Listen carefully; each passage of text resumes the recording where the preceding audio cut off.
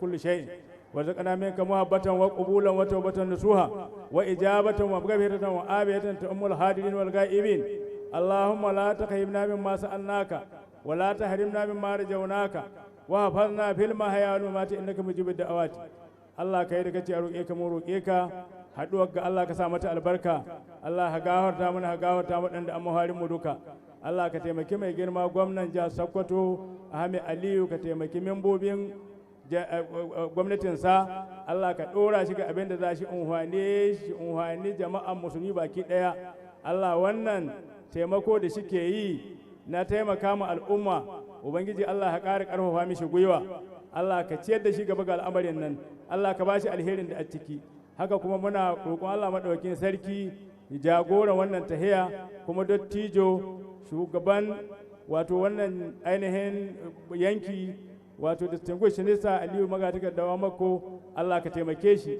Allah ka shige mai gaba ga al'amari ne Allah kada ka bashi da dabarar kai ne Allah ka ɗora shi ga abin da shi unhwane mu Allah ka ƙara mishi laya ƙara mishi ƙarihin gwiwa na taimakon da shi kai ubangiji su ma jama'ar da za su unhwani da wannan taimako Allah ka taimake su Allah ka ba su ikon yin unhwani da wannan abin da an ka ba su don Qur'ani da wanda ka sauka da Qur'ani Allah ka taimaki sarkin musulmi ka ba shi dabara mai unhwani ta unhwane mu ubangiji Allah ka taimaki jama'ar musulmi baki daya Allah ka taimaki gwamnatin ka kare ta Allah matsalolin ga da muka fama ƙasar ga na rashin tsaro da tsadar rayuwa da matsin tattalin arziki Allah ka kureye mana shi Allah ka yaye mana shi Allah ka ni'imta mana ƙasar ga jagororin ga Allah ka shige musu gaba ga al'amarin su Allah ka wada dabarar kansu bi rahmati idza sa'alaka ibadi anni fa inni qaribun ujibu da'watad da'i idza da'ani wal yatajibu li wa li bil Allahu yarshudun subhana rabbika rabbil izzati amma yasifun wa salamun alal mursalin walhamdulillahi rabbil alamin. Thank you very much, representative of the state Grand Kadi. Your Excellency, the Executive Governor of Sokoto State, the People's Governor, Dr. Ahmed Aliyu Sokoto, FCNA, FCIT, the Honorable Speaker, Sokoto State House of Assembly, Tukur Balabo Inga, the Deputy Speaker, Kabiru Ibrahim Kwari, the House Leader, Bello Idris, and other lawmakers here with us, the Secretary to the State Government, Muhammad Bello Sifawa, Chief of Staff, Government House, Sokoto, Aminu Haluduko MNI, members of the State Executive Council here with us, special advisors, senior special assistants, our party elders in the state, our traditional rulers, our brothers and sisters from the internally displaced, my colleagues in the pen profession, a very good afternoon to you all. Your Excellency, we are here once again in continuation of making sure that your administration has touched the lives of the commoners, Your Excellency. Since before the commencement of Ramadan fast, Your Excellency, it could be recalled, you have been busy dishing out food items, cash assistance, textile materials, all to our needy in order to make them fast this Ramadan period with ease and as well make them celebrate the forthcoming Eid al-Fitr with ease, Your Excellency.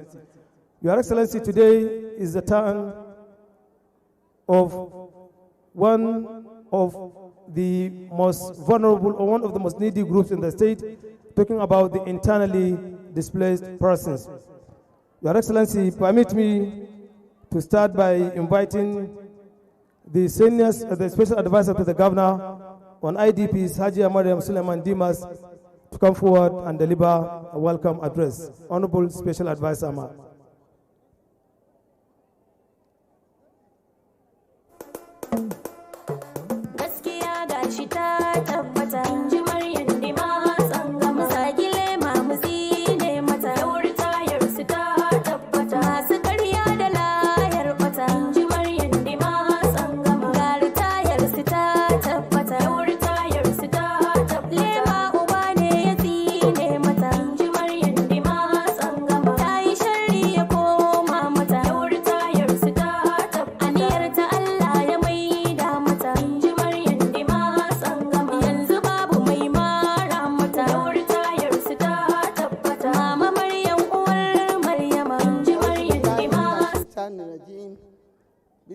Bismillahirrahmanirrahim. A'udhu billahi minash shaitanir rajim. Bismillahirrahmanirrahim. Your Excellency, my governor, the governor-oriented People's Governor, Dr. Ahmed Ali Sokoto, Speaker of the House of Assembly, Tukrubala Bolinga, members of the Executive Council, my boss, Secretary to the Government, Alhaji Bello Sifawa, Chief of Staff, representative of His Eminence, Sultan of Sokoto, my colleagues, the Special Advisor to His Excellency, all distinguished guests present here, ladies and gentlemen. May the peace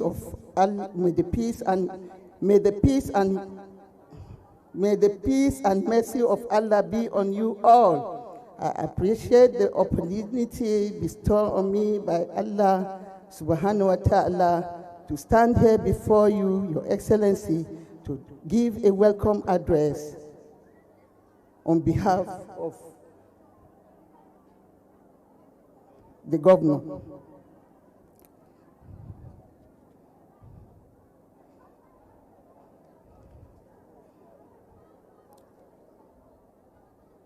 To welcome you all to this distribution of food and non-food items to my brothers and sisters that are eternally displaced. I would like to express my deepest gratitude to His Excellency for your unwavering commitment to welfare and well-being of our internal displaced people. Your leadership and generosity have been a beacon of hope and for those affected by displacement. To our IDPs, I want you to have the assurance of the excellency, support of His Excellency. He is aware of you and committed to support you through this challenging period. The items we are distributing today are testament to His unwavering commitment towards your well-being. As we distribute these items, we are reminded of your resilience and strength in these difficult times. Your ability to cope with the adversity signifies your courage and determination, which we appreciate. Your Excellency, on behalf of all the women in your cabinet, may I not forget to show appreciation to you, to our father and mentor, His Excellency, Senator Aliu Magatakadawak, for his tireless efforts towards making Sokoto State a better place. We are no doubt proud of him. I thank you all for this wonderful distribution, Your Excellency. May Almighty Allah continue to strengthen you, bless you as you keep our citizens alive and making all the women in your cabinet to walk on the streets with extra shoulder. May Allah continue to strengthen you. Thank you and God bless you all. Thank you.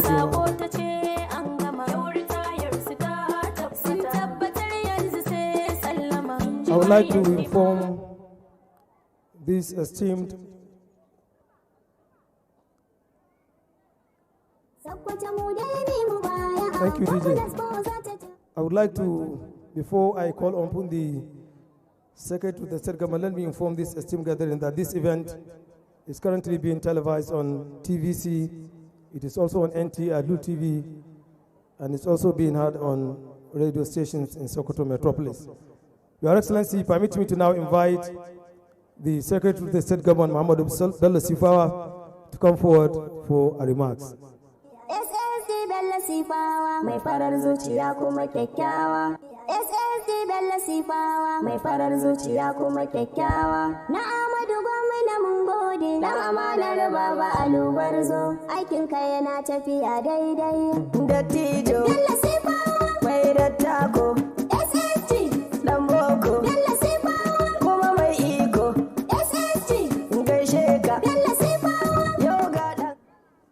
أعوذ بالله من الشيطان الرجيم بسم الله الرحمن الرحيم وصلى الله على نبي الكريم صلى الله عليه وسلم.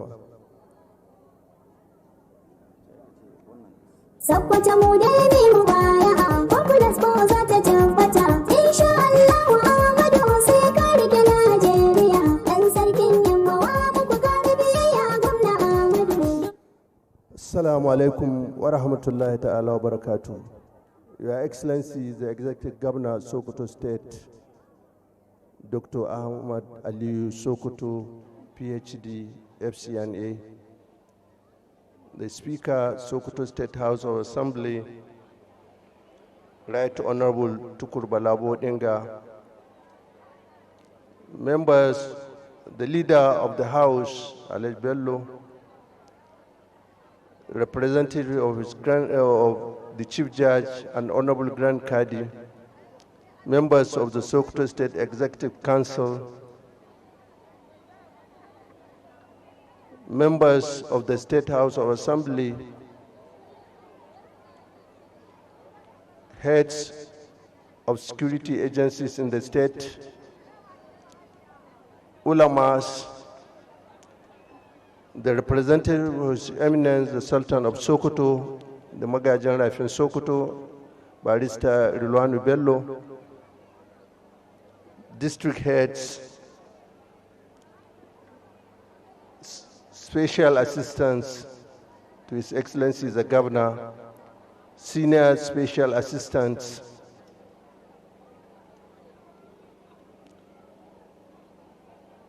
my good friends and brothers, the IDPs, members of the press, ladies and gentlemen, Assalamu alaikum wa rahmatullahi ta'ala wa barakatuh.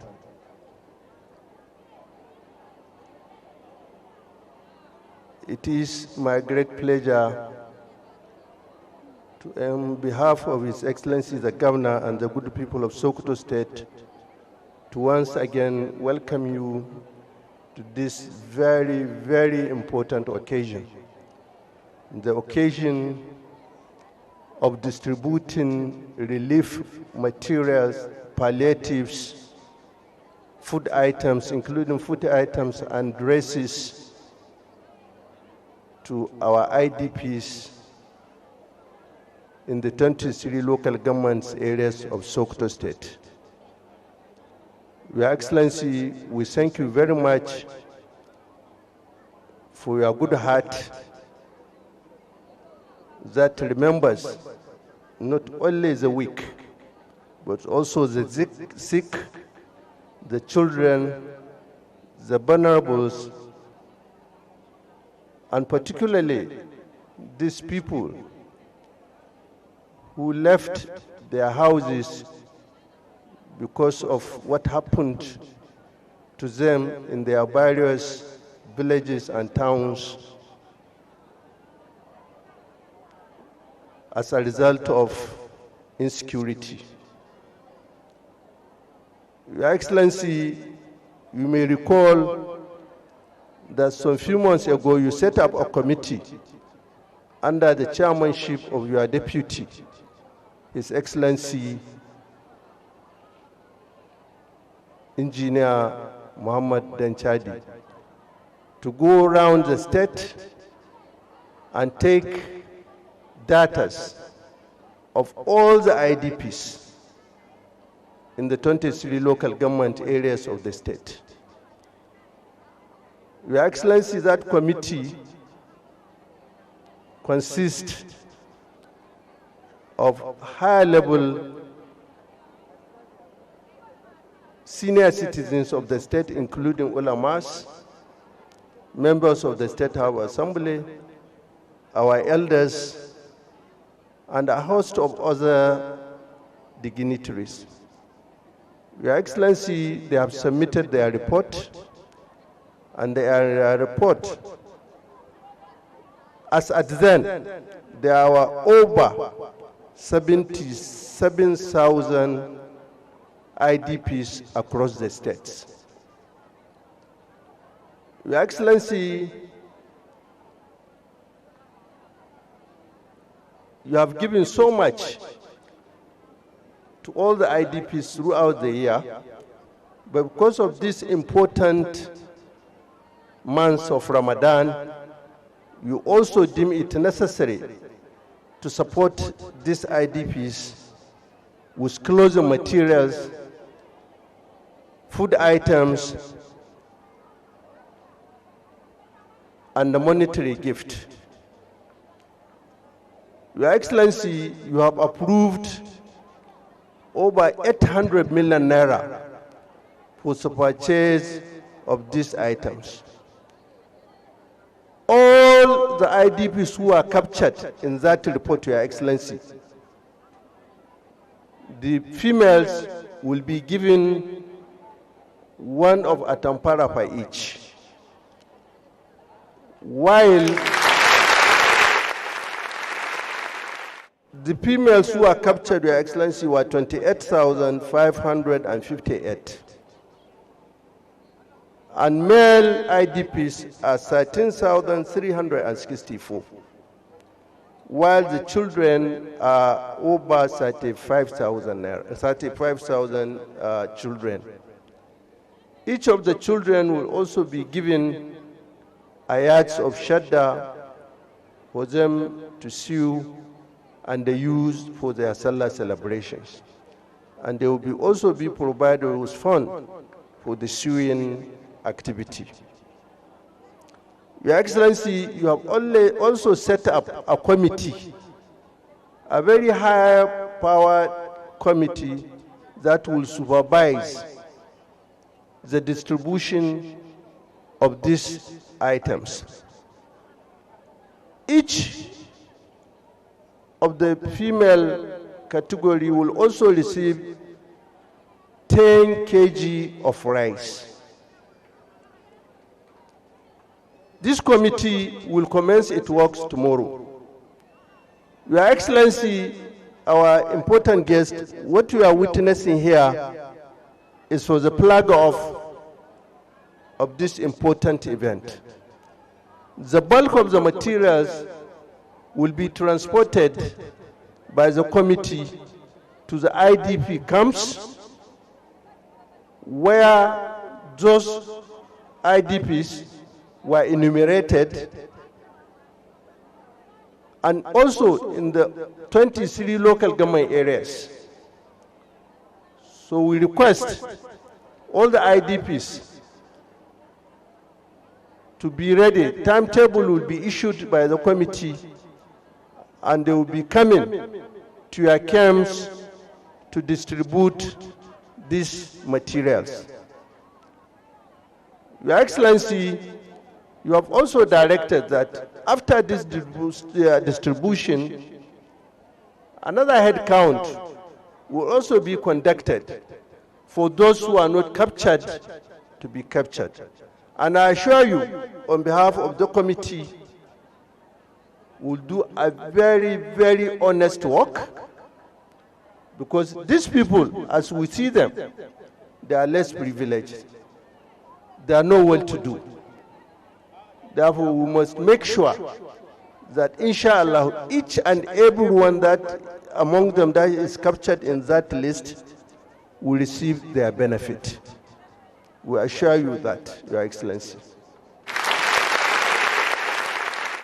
Kamar yadda na yi bayani mai girma gamna, waɗannan bayan Allah da kake gini a nan duka 'yan gudun hijira ne waɗanda suka baro gidajensu saboda ƙaddarori na rashin tsaro da ya samu tun shekarun baya da suka wuce.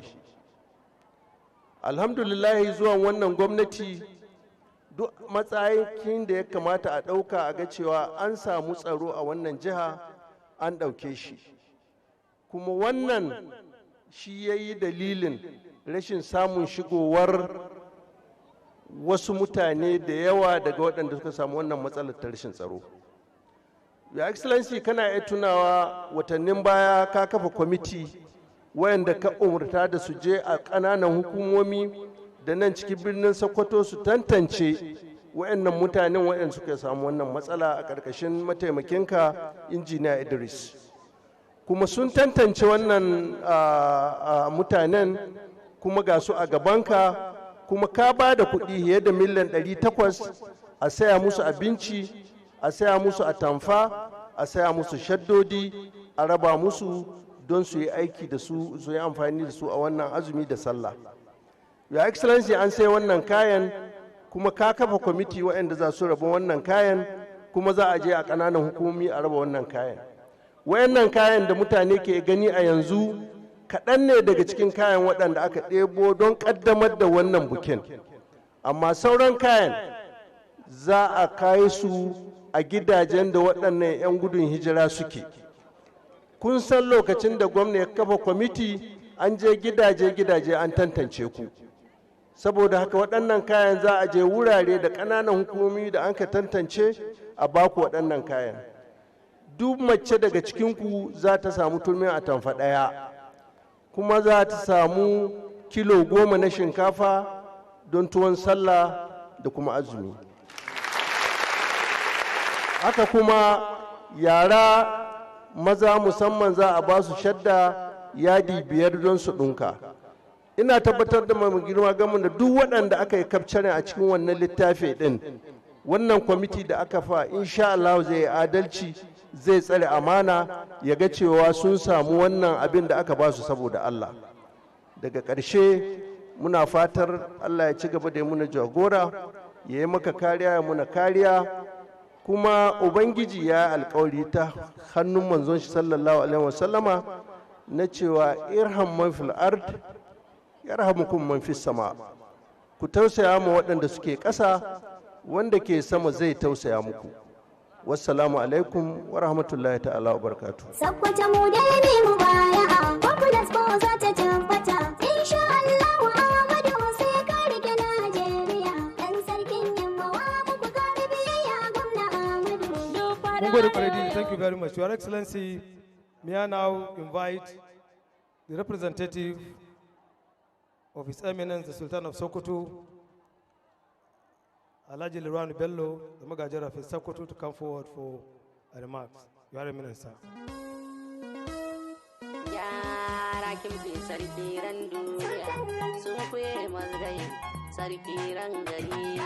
أعوذ بالله من الشيطان الرجيم بسم الله الرحمن الرحيم وصلى الله على النبي الكريم.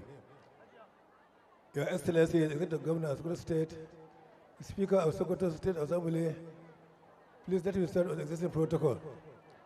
I stand on behalf of His Eminence, Sultan of Sokoto, to express our gratitude to Almighty Allah for sparing our lives to witness this important occasion, where this police house are going to be assisted by the governor with food items and the materials for their Salah festivities.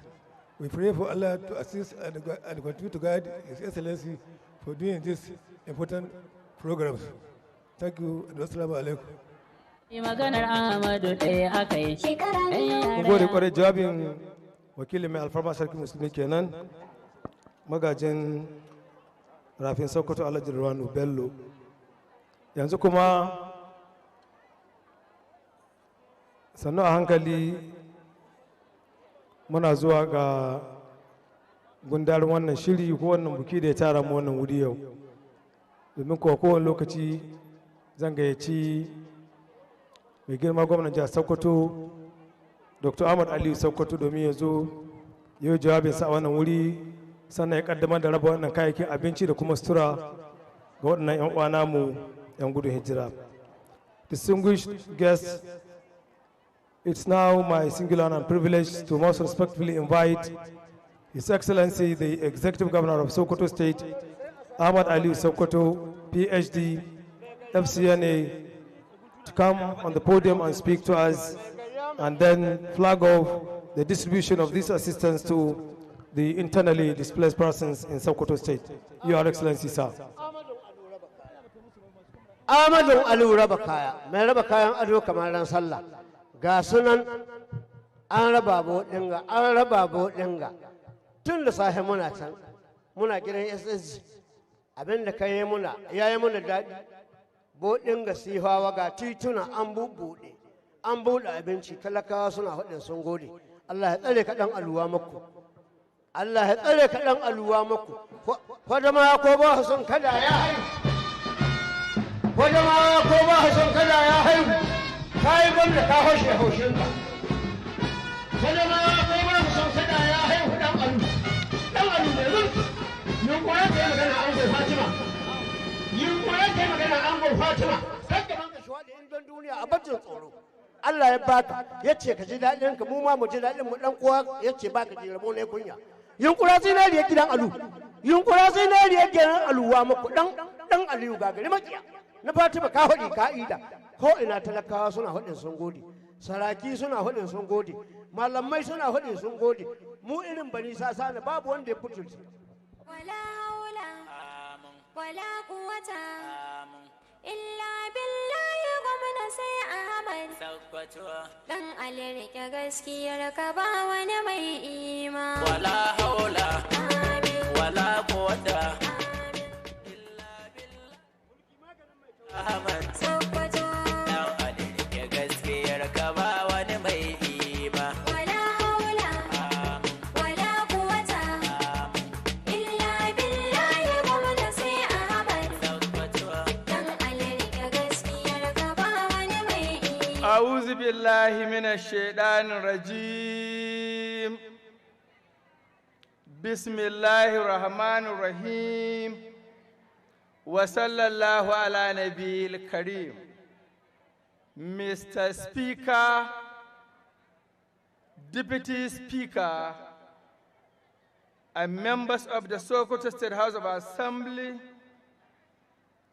representative of His Eminence, the Sultan of Sokoto, Magajin Rafin Sokoto, representative of the Chief Judge, Honorable Commissioners, SSG, Chief of Staff, Government House Sokoto, Special Advisors, and Senior Special Assistants. Honorable Chairman, Heads of Security Operatives in the State, Heads of federal and state government agencies, permanent secretaries, our party elders, district heads, religious leaders, women groups, youth leaders, internally displaced persons in the state, members of the press, peace be upon you all. I stand before you today with a deep sense of responsibility and compassion as we extend support to our brothers and sisters who have been displaced due to banditry and natural disasters in our beloved Sokoto State. This gathering is not just about distributing food and cash assistance, but also about reaffirming our government's commitments to protecting, supporting, and rebuilding the lives of those affected by any form of disaster in the state. Sokoto State has, in recent times, faced devastating security and environmental challenges that have forced many of our people to flee their home in search of safety.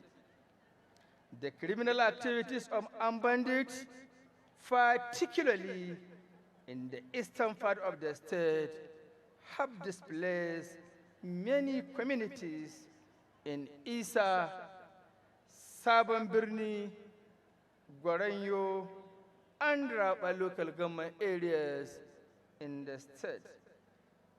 These attacks have shattered families, destroyed livelihoods, and left many people homeless and their children without attending schools, while others become orphans following the heartless killings of their parents.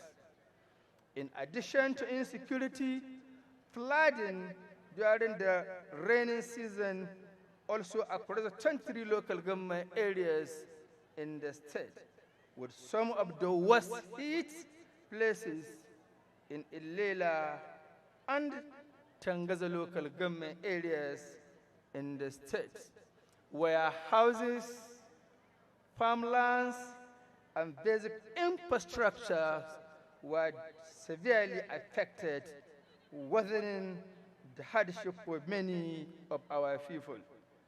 Ladies and gentlemen, from the onset of this crisis, our administration has maintained its commitment to standing with the affected communities. I personally visited all the affected areas to sympathize with the victims and assess the situation firsthand. During those visits, we provided relief materials, including food, textiles, and other essential items to help alleviate the suffering of our displaced persons. Today, as part of our continuous efforts, we are distributing food and cash assistance to our internally displaced persons. This support is aimed at easing the burden and ensuring that you have access to basic necessities, while effort is being made to continue to restore peace and rebuild your respective communities. We understand that providing relief is not enough. We must also address the root causes of displacement of all our displaced persons. Our administration is working closely with security agencies to strengthen the fight against banditry and to ensure that all displaced persons can return to their communities safely. Some of the measures we have taken include increased security personnel allowances to motivate officers on duty in travel areas, procurement of over 100 patrol vehicles for security agencies to enhance their operations, establishment of the Sokoto State Community Guard Corps equipped with 40 patrol vehicles and 700 motorcycles, full operationalization of the Air Force base in Sokoto State. Similarly, to prevent future flooding of the other environmental disaster, we are working with relevant agencies to improve the drainage systems, emergency response mechanisms, and disaster preparedness strategies across the state. Similarly, we are currently building 100 houses for the displaced persons in Ilela local government area. The work has reached a final stage of completion. To our dear IDPs, I want you to know that you are not forgotten. This administration will continue to work tirelessly to ensure your safety, dignity, and well-being. We will not rest until you can return home safely and rebuild your lives with confidence. I thank all the government agencies, security forces, traditional leaders, religious groups, and humanitarian organizations that supported this effort. Let us continue to pray and work together for the lasting peace and progress in the state. May Allah bless Sokoto State and Federal Republic of Nigeria. Sokoto mu dai mai mu baya, confidence ko za ta tabbata. Insha Allah Ahmadu sai ka rike Najeriya. Insha Allah Ahmadu sai ka rike Najeriya. Insha Allah Ahmadu sai ka rike. Mai girma shugaban majalisar dokoki na jihar Sokoto, wakili mai alfarma sarkin musulmi, kwamishinoni masu ba da shawara, sakataren gwamnati, sauran jama'a baki ɗaya, amincin Allah ya tabbata a gare mu. Cikin yadda Allah,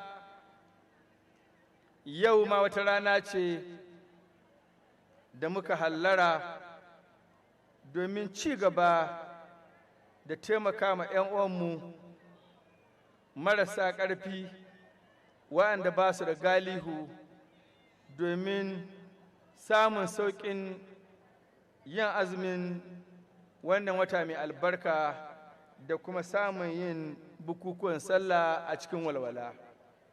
Yau kayayyakin da za mu raba su ne ga 'yan uwanmu 'yan gudun hijira waɗanda sanadiyar ayyukan 'yan ta'adda ya raba da mahallansu, iyalansu da kuma garuruwansu. Haka kuma waɗannan 'yan gudun hijira sun haɗa da mutanen da aka samu ambaliyar ruwa a garuruwansu, musamman ƙarin hukumar mulkin Tangaza da kuma Illela.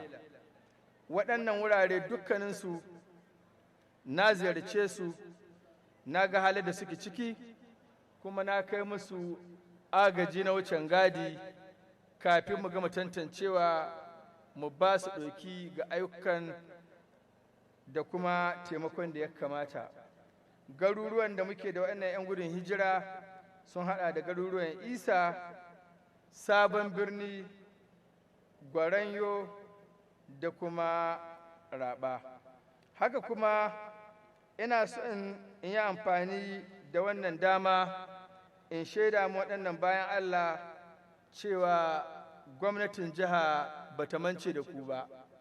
Ba za mu zauna ba sai mun ga da yadda Allah an samu tsaro wanda ya kamata kuma kun koma garuruwanku da gidajenku domin sake sabuwar rayuwa. Ubangiji Allah sa kowa ya ci moriyar wanga gwamnati Sokoto ko ina ingaci. Ya mabuwayi mu yi kamun kafa da rajar su. Ubangiji Allah sa kowa ya ci moriyar wanga gwamnati Sokoto ko ina ingaci. Za mu ci gaba da kulawa da ku, kulawa ta musamman. Za mu ci gaba da kulawa da abin da ya shahi jin daɗinku, walwala, abinci da maganin da ya kamata a basuwa magani na asibitin marasa lafiya domin kuma ku ci gaba da yin rayuwa yadda sauran al'umma ke yin rayuwa a faɗin wannan jiha. Mun fahimci cewa ba kai muku kayayyakin agaji kawai abin da ya kamata a yi muku ba, amma wajibi ne a gare mu mu ci gaba da bin ƙididdigar abubuwan da suka raba ku da mahallanku tare da yin aiki kafaɗa da jami'an tsaro domin tabbatar da cewa kun koma ma mahallanku.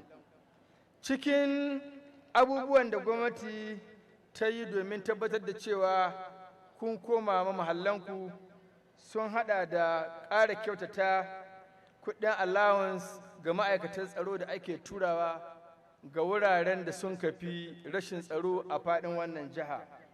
Haka kuma mun sai motoci 140 mun ba jami'an tsaro domin mu kyautata ayyukansu na kare dukiya da kuma al'umma.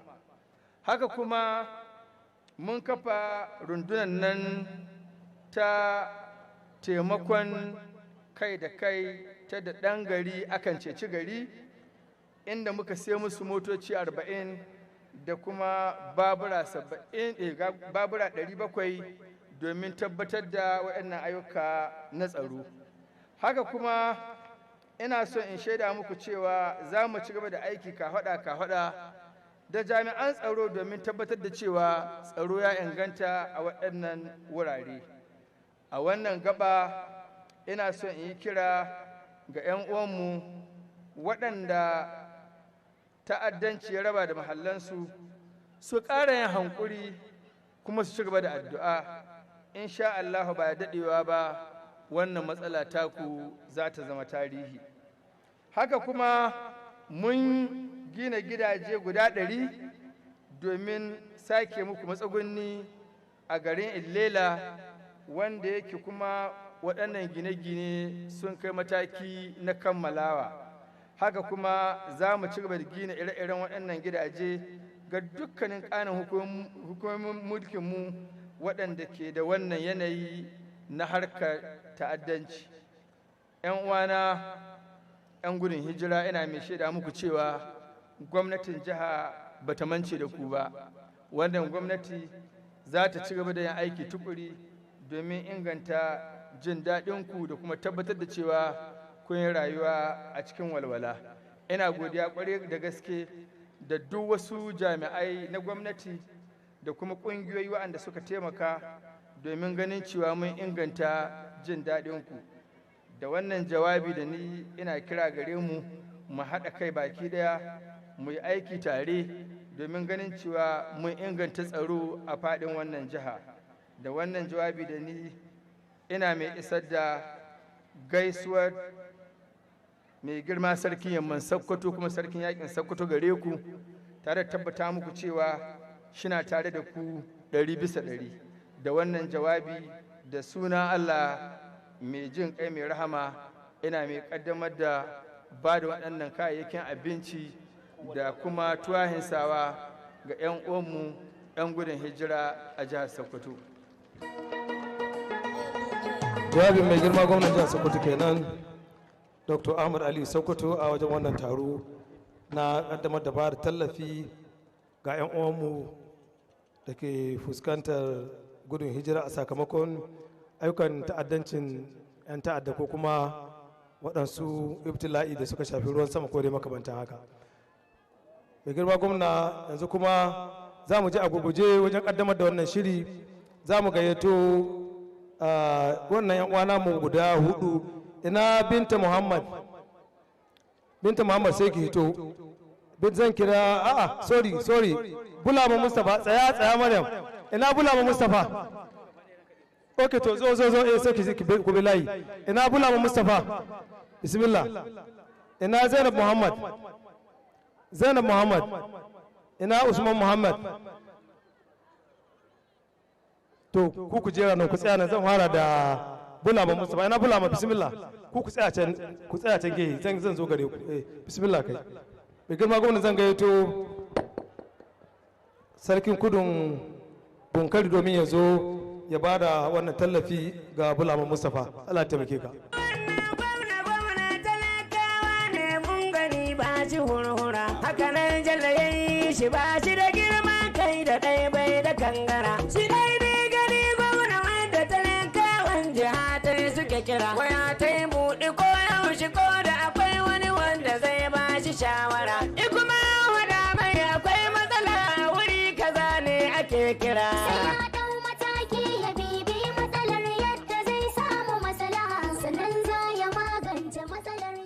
a'udhu billahi minash shaitanir rajim, bismillahir rahmanir rahim. Babarbare a cikin iyawa Allah ka shigo cikin waɗanda mai girma gwamnan jihar Sokoto Dr. Ahmed Aliyu Sokoto a cikin tausayin da yake da gani da kuma taimakon da yake da, ya ce a baka wannan gudunmuwa da tallafi lokaci da iyalinka a cikin wannan wata. Allah ya taimaki mai girma gwamna da gwamnatinsa da jama'a Sokoto baki daya. Assalamu alaikum. Akwai kuma shadda yadi 10 don ka ɗunka, in ka zo kuma ka faɗi cewa mai girma gwamna ya baka don ka faɗa masarkin Borno cewa ga kyautar mai girma gwamna gare ka, kuma duk bare-baren da annan su taho Sokoto zai ba su kyauta. Salamu alaikum. Ga kuma shinkafa buhu guda. To masha Allah, mun gode ƙwararren kai ne. Yanzu kuma zan kirawo, ina Zainab Muhammad? Karabo nan, zo nan.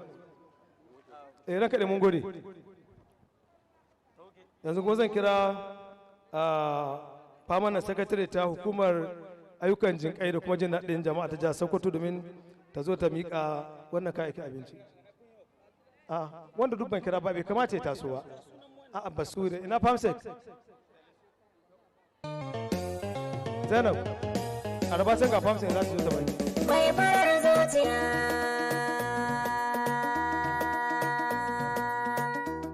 A kwamishinar walfiya, yau bai tinki zan rarraba. Girma bai wuce hankali ba, tunani bai wuce zuciya ba. Ba zan ki zancen ki ba, ba zan ki waken ki ba, ba zan ki in bi ki ba. A'udhu billahi minash shaitanir rajim. Bismillahir rahmanir rahim. A madadin mai girma gwamnan jihar Sokoto,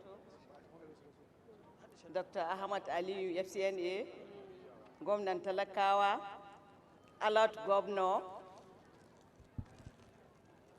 ina mai gabatar miki da wannan tallafi da aka baki na yadi shadda 10 da kuma buhun shinkafa 1 domin sauƙaƙe miki hidimar azumi da kuma sallah.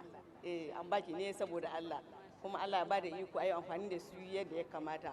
A ci gaba da wa mai girma gwamna addu'a, a ci gaba da wa jihar Sokoto addu'a, a yi mana addu'a Allah ya ba mu zaman lafiya da gamawa lafiya. Yawwa ga wannan. Amin. Ni ban ga tambayar ki ba, waje na ban ga laifin ki ba. Ina Usman Muhammad. Usman Muhammad. Wa Usman Muhammad cikin ku. Ka Usman Muhammad. Malam, kai kuma a kira ka ba gaskiya sai dai zuwa an bismillah Usman, bismillah. Zan gayyato permanent secretary budget and economic planning domin hannunta wannan kyauta. Famsek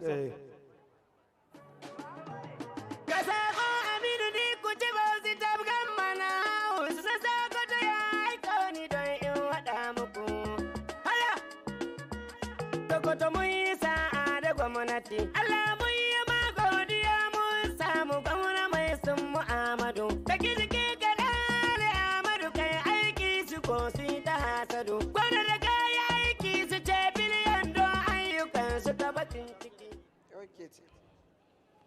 A'udhu billahi minash shaitanir rajim. Bismillahir rahmanir rahim.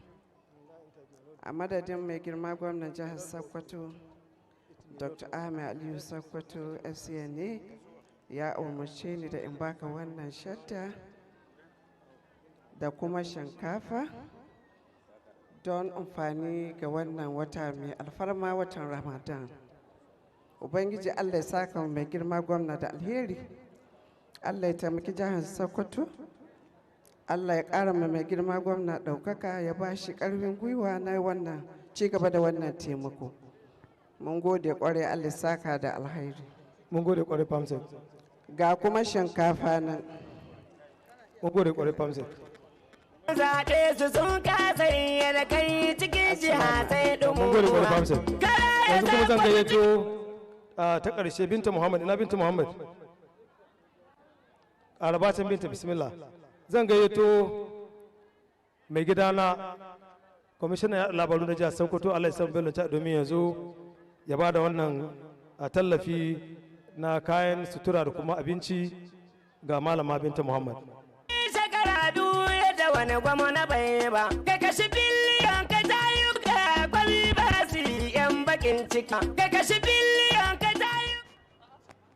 Tau. A'udhu billahi minash shaitanir rajim, bismillahir rahmanir rahim. Da sunan mai girma gwamnan jihar Sokoto, Dr. Ahmed Aliyu, gwamnan talakawa, gwamnan al'umma, gwamna mai kishin ci gaban al'umma ta ya umarce ni da hannunta miki wannan domin ki yi kayan sallah da ke kuma ga abinci duka dai in ji mai girma gwamna. Muna roƙo bisa ga ko kuma wannan nauyin da a bisa kanku ko mu duka gaba ɗai shine a tanya mu addu'a. A wa mai girma gwamna addu'a, a wa jihar Sokoto addu'a, Allah shi mana maganin matsalolin da suka adabe mu a cikin wannan jiha da ƙasa baki ɗaya. Allah ubangiji shi ba mu lafiya da zama lafiya da gama lafiya. Mai girma gwamna muna godiya, Allah shi ƙara taimaka maka, shi ƙara maka ƙwarin gwiwa da hikimomi don ciyar da wannan jiha gaba. Assalamu alaikum.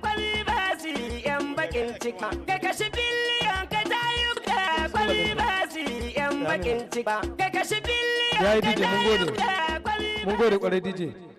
Mai girma gwamna da haka muka zo ƙarshen ba da waɗannan kayayyakin tallafi ga waɗannan 'yan uwa namu 'yan gudun hijira. Tare da ni kuma yanzu ina tare da ɗaya daga cikin waɗannan bayan Allah Binta Muhammad wadda za ta yi godiya a madadin sauran 'yan uwa da suka anshi waɗannan tallafi. Malama Binta, bismillah. Assalamu alaikum wa rahmatullahi wa barakatuhu. Ni ce shugaban mata ta ramin kura.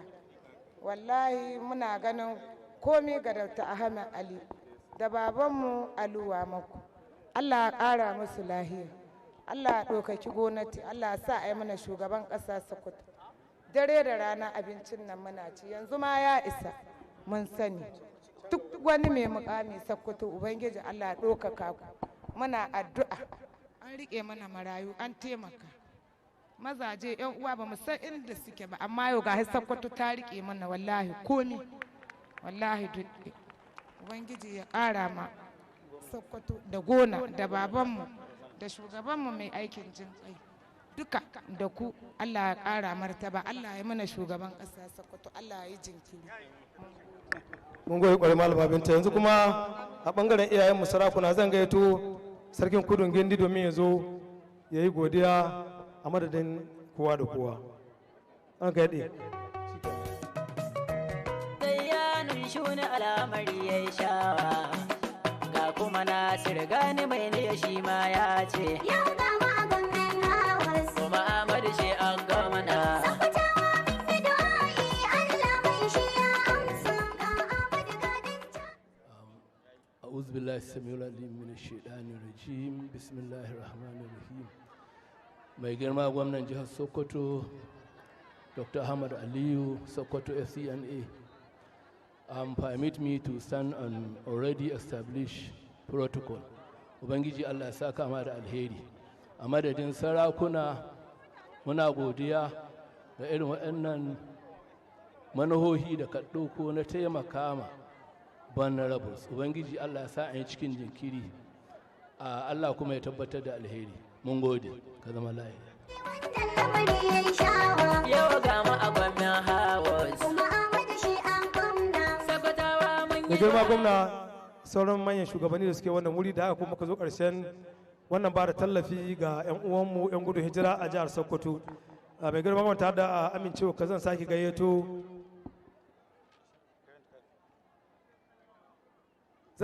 Malam Bashir gidan Kanawa domin ya taimaka ya mana wannan taro da addu'a. Kar makalla bismillah.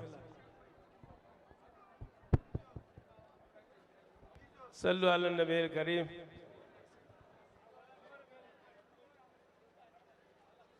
اللهم حسن عاقبتنا في الأمور كلها وأجرنا من خزي الدنيا وعذاب الآخرة ربنا آتنا في الدنيا حسنة وفي الآخرة حسنة وقنا عذاب النار سبحان ربك رب العزة عما يصفون وسلام على المرسلين والحمد لله رب العالمين.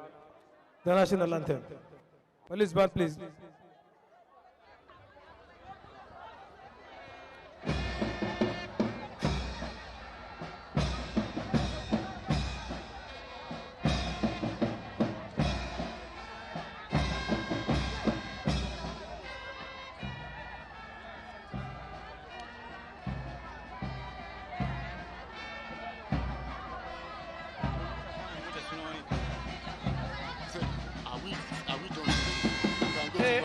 Yes, but I'll talk to your guy before you leave.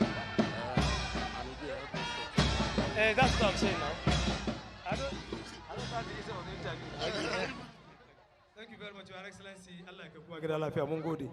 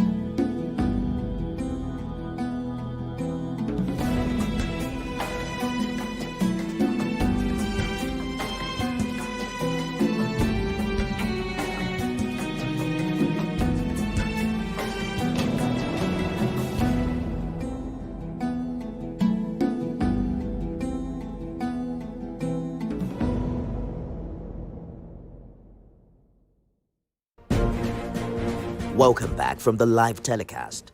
We'll now continue with our regular programs. Stay tuned.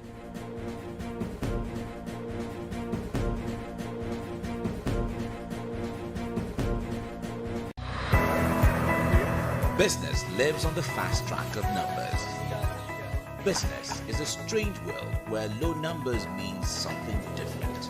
And its currency are speed and time. Finding the open doors of Main Street is not just good business, it's the start of the business. Join us every weekend on Business Week.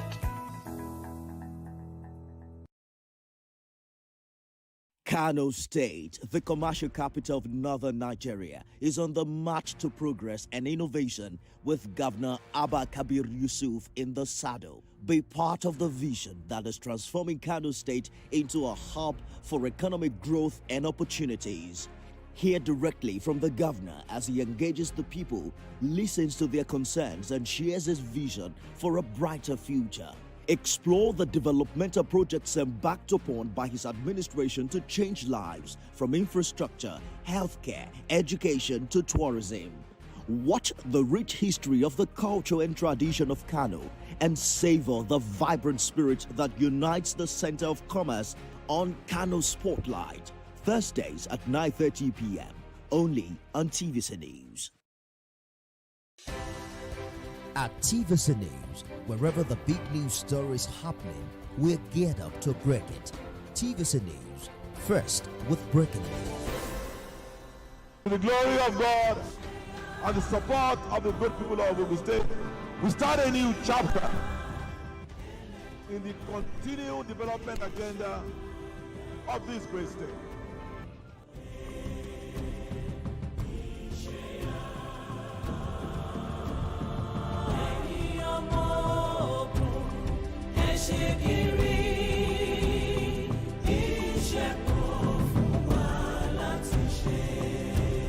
Hello and welcome to another exciting episode of Gateway Diary. I am Victoria Oniaye, and as always, we're here to bring you inspiring stories of Governor Dakwa Abiodun's remarkable strides in driving economic growth, improving lives, and enhancing the welfare of the great people of Ogun State. Here is a quick look at what's coming up on today's episode. Ogun State's urban regeneration project takes a step forward as Ibara Housing Estate in Abeokuta nears completion. We have update for you on the progress made in phase 3 of the ongoing construction of the Peru Ode Shakpade Road. Plus, Governor Dakwa Abiodun's goal of ending maternal neonatal mortality in Ogun State receives a major boost as the Minister of Health and Social Welfare, Professor Ali Pate, flags off a new initiative in Abeokuta, the state's capital. We've got all these and much more lined up for you, so don't go anywhere.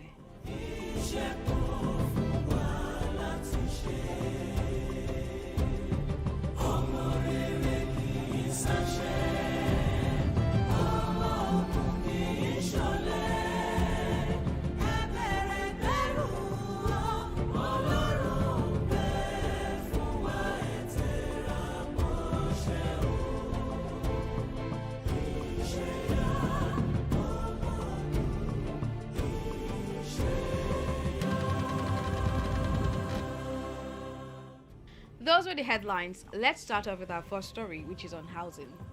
As part of his vision to modernize Ogun State, Governor Dakwa Abiodun introduced the Urban Regeneration Project aimed at revamping government reserved areas, GRAs, and enhancing the state's urban infrastructure. Today, the pilot Urban Regeneration Project in Ibara, Abeokuta is nearing completion, marking a major milestone in the state's housing development agenda. Our team visited the project site to bring you an exclusive first-hand report on this significant transformation.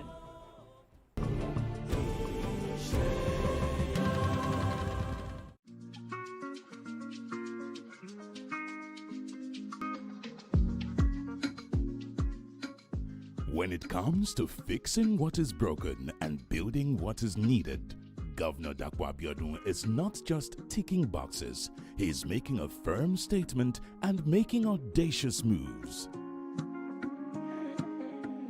For him, good governance is not about starting from scratch every time. It's about sustaining progress, revamping what works, and ensuring that every project, whether old or new, delivers real value to the good people of Ogun State.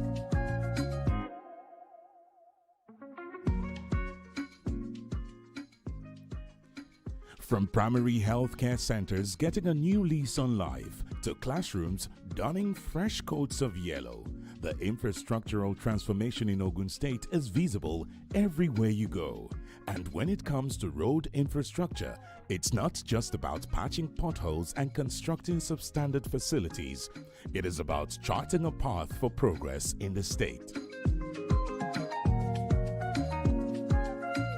Now, let's talk about an area where Governor Abiodun is not just laying bricks, but laying the foundation for a brighter future.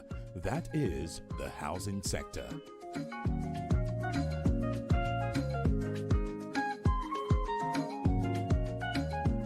The numbers are increasing every day, but this is more than just numbers. It's about the impact of the projects on the people.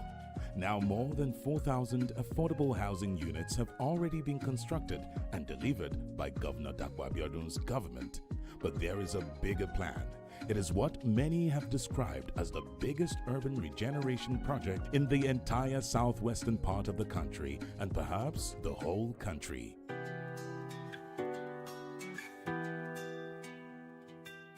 Back in the 90s, Ibara GRA, Idiaba, Igbeba and Ilaro government residential areas were the epitome of luxury and class. But over time, these once coveted neighborhoods lost their shine. But now, Governor Dakwa Abiodun is bringing them back, and they are looking bigger, better and greener.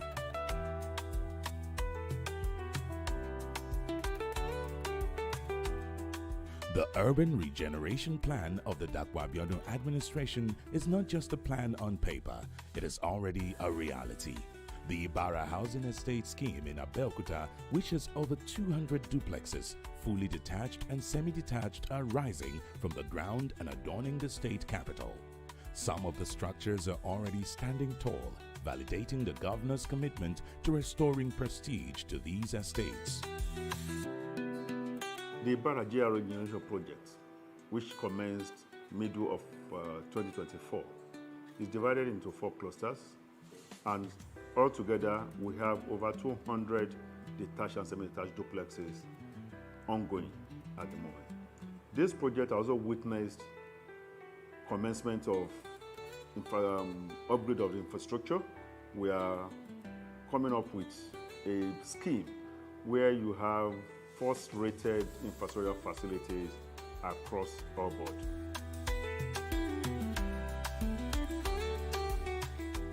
With the Urban Regeneration Project, Governor Dakwa Abiodun is creating an ecosystem where civil servants and residents don't just rent houses, they enjoy the privilege of owning one. There is a rent-to-own schemes, outright purchases, and a mortgage options through the Gateway Mortgage Bank. All these people-friendly initiatives are making owning a home in Ogun State easy. It is no longer a distant dream for the sons and daughters of the state and other residents alike. Owning a house in Ogun State is now within reach. The modern technique of building these days is to do an eco-friendly system, a green system, and that's exactly what we are doing. I mentioned that the estate has now been fitted with solar panels. We're installing fiber optics around the estate. We want to create a road network that truly defines what a GRA should be.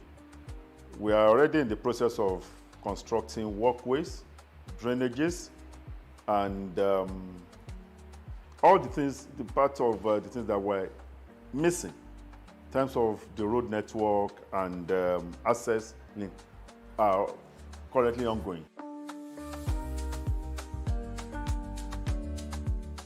Real estate stakeholders are giving this initiative a standing ovation. That's because it is not just about redefining luxury living. It is about turning Ogun State into a model for sustainable urban development. I think it's a really welcome idea in terms of urban renewal and regeneration. I would say it is an 100% pass mark, being that Ibarra now is now living up to its expectation of a proper GRA. You know, at times you wonder when you travel within the length and breadth of the neighborhood, you see houses and development that are not really matching with what a proper GRA should look like. But now I think the trajectory has changed outrightly. The governor has done well in terms of pushing out low-cost housing projects all across the states. Across the states, not just in the state capital alone, it's across the states.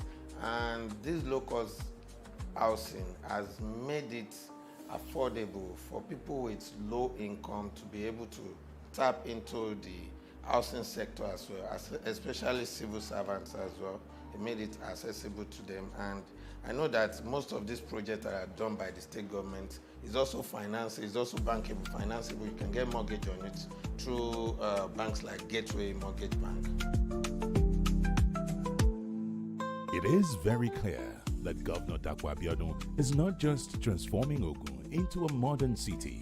He is making it a haven for investors, a magnet for home buyers, and a paradise for anyone seeking a serene, green, and vibrant place to live.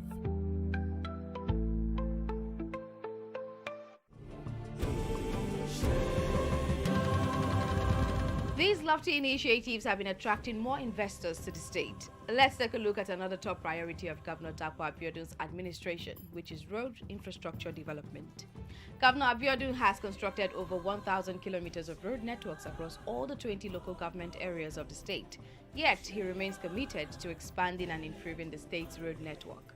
One of the latest ongoing road projects is the Phase 3 of the Shagamu-Iperu-Ode-Shakpade Road, a crucial corridor linking Ogun State to Oyo State. At present, contractors are actively working on the section of the road connecting to the Lagos-Ibadan Expressway, with significant progress made in the laying of the stone base.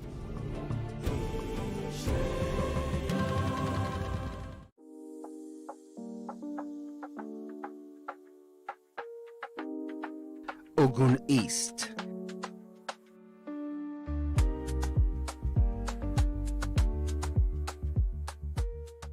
This is not just any senatorial district in Ogun State.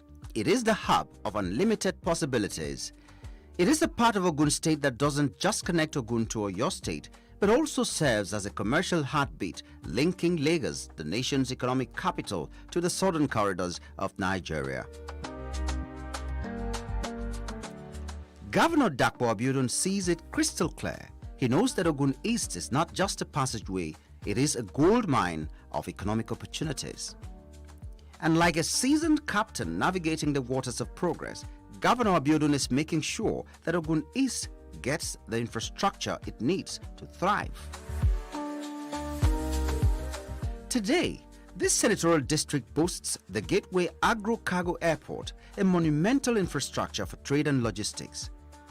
Now, let's talk about roads. Governor Dapo Abiodun is not paying lip service to this giant initiative. He is laying the groundwork and putting all plans on motion. Think about the Ijebu-Ode-Ekpe Expressway and the Ijebu-Ode-Benin Interchange Road. These massive projects are shaping the future of Ogun East Senatorial District. Now, Governor Dapo Abiodun is rolling up his sleeves and tackling the infrastructural deficit in the state head-on, particularly in rural farming communities and border towns that have long been neglected. Let's close in on one of the standout projects initiated by Governor Dapo Abiodun's government in the senatorial district, the Iperu-Ode-Shakpade Road. The Phase 1 of this construction is done and dusted. The Phase 2 is fully completed, and now the Phase 3 is currently in full swing. Right now, construction engineers are working tirelessly on the section that links to the Lagos-Ibadan Expressway.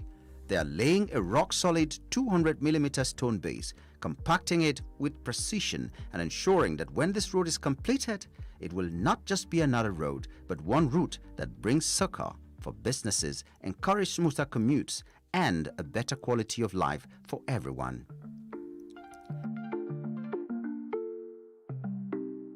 For residents and road users, one word sums up the feelings, and it is gratitude.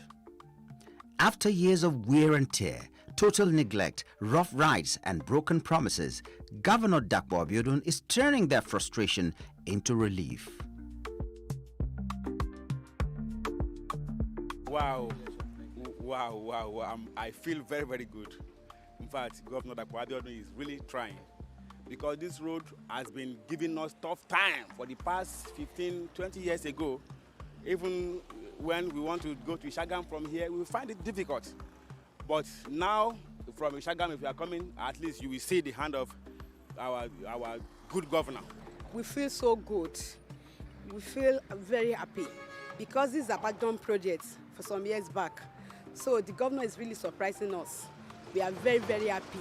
Let me say we are happy because it's been a while we've been expecting the government to do this road for us, and we are so grateful that they are working on it, and they are really trying, because since they've started this thing, they've done gutter, so we have good drainage around us, and we believe that by the time they are done with this place, even businesses will start growing. There will be growth and development in our environment.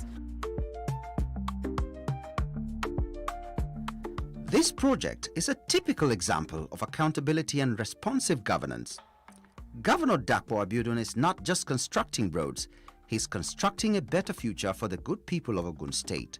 With each project he's embarking on across the state, Governor Abiodun is renewing hope, improving lives, and paving the way for a better future for the state.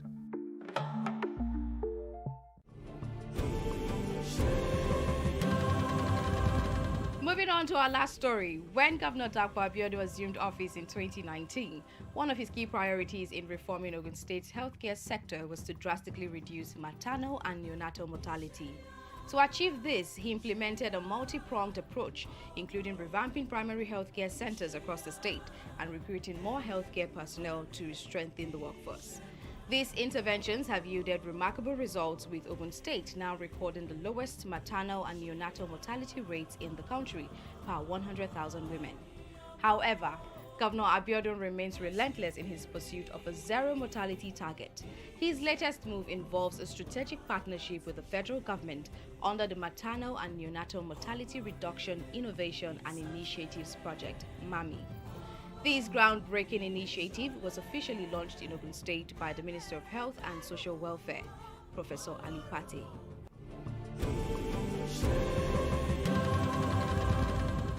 Motherhood. It's a matter.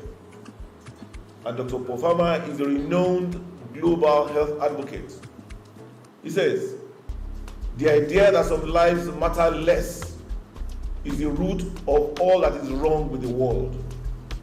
By collaborating to enhance healthcare for all, we in Ogun State uphold this principle, ensuring that healthcare is accessible and equitable.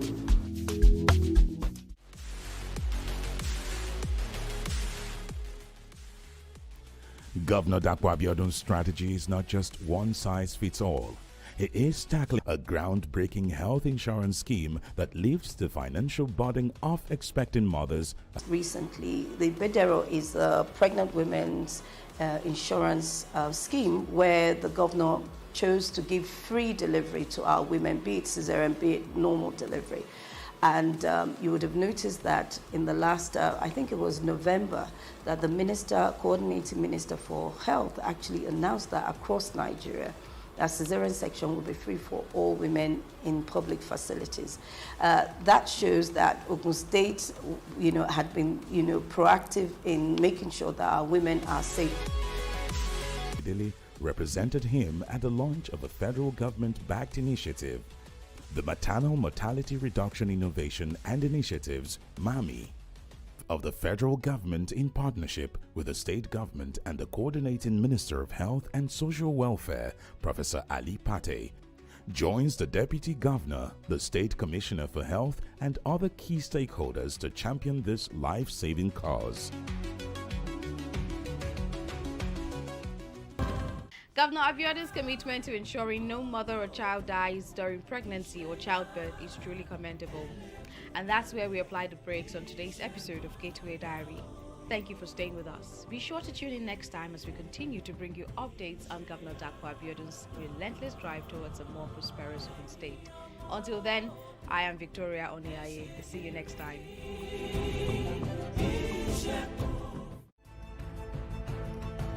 You're watching Beyond 100 Days with Nifemi Oguntoye.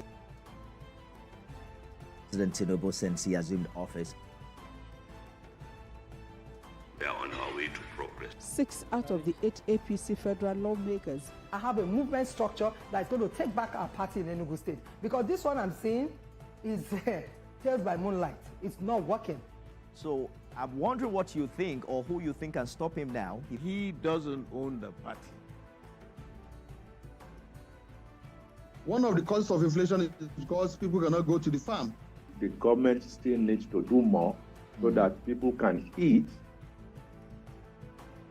I believe what we're clamoring for is more responsible use of social media.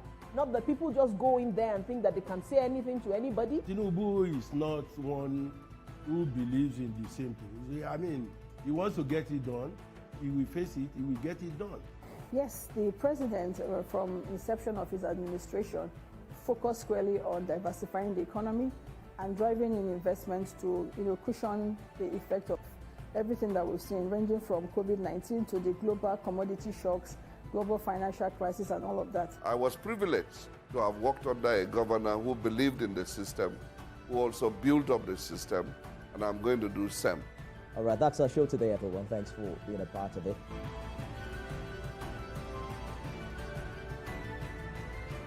TVC News, first with breaking news. There is always more to a story than the screaming headline. The part of a story that is not told casts a shadow. It's like the part of an object that is not reached by light. On TVC News, I'm able to explore the many angles there are to a story, talking to stakeholders, asking the difficult questions, and digging for facts. I believe the viewers are able to make a better decision if they're well informed and understand not just a part, but the complete story. TVC News, first with breaking news.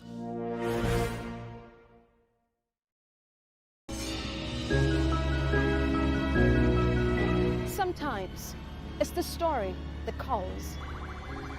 At other times, the people just want to be heard. Oh, I need students, but I need teacher. Can't continue like this. Their voices were echoing through time itself. We haven't done anything. If the tide is high, everybody run for safety. Their tears leave a sweet sour taste for all their demands. A familiar call beckoning for change. In our world, no one expects a disaster to happen. But when it does, we'll be there to x-ray all sides, from the east to the west, north and south. Community Forum will examine the oddities and challenges to economic development, as well as issues yearning for government intervention. Watch fresh episodes of Community Forum on Sundays by 9:30 p.m. only on TVC News.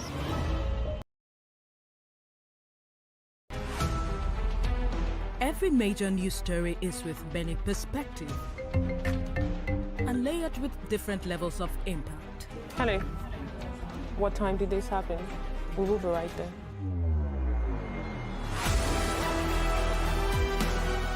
At TVC News, we follow the big and major news, gathering the facts, witnessing the outcome. I am here live at the aftermath of the approval of the new national minimum wage.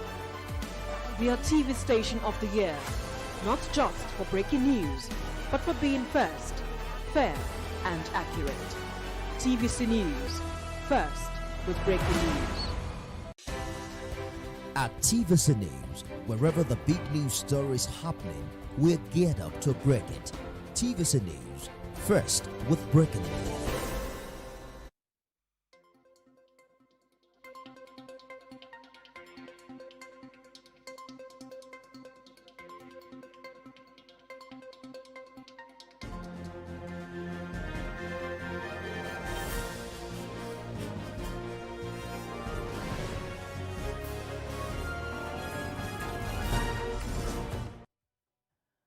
On the news this hour, acting national chairman of the PDP, Umar Damagum, says there was no Congress or zonal election in the South-South region. Senate again passes a vote of confidence in the President of the Senate, Godswill Akpabio. Outside Nigeria, Russia's President Putin agrees fighting in Ukraine must end, insisting any plan must lead to enduring peace.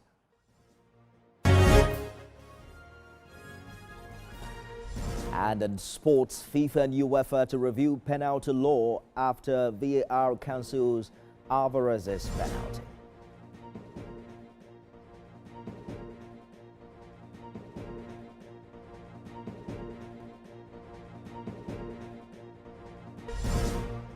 Thanks for joining us on the news tonight. I am Nifemi Oguntoye. There was no Congress or zonal election in the South-South as far as the People's Democratic Party is concerned. This is according to the acting national chairman of the PDP, Umar Damagum, during the inauguration of the South-South Zonal Caretaker Committee at the party's national headquarters in Abuja. The Rivers State High Court in Port Harcourt had previously issued a major order asking that the Congress should not hold. The South-South Congress eventually got a nod from another court, which went ahead irrespective of a letter earlier from the office of the party's publicity secretary asking that the Congress be postponed.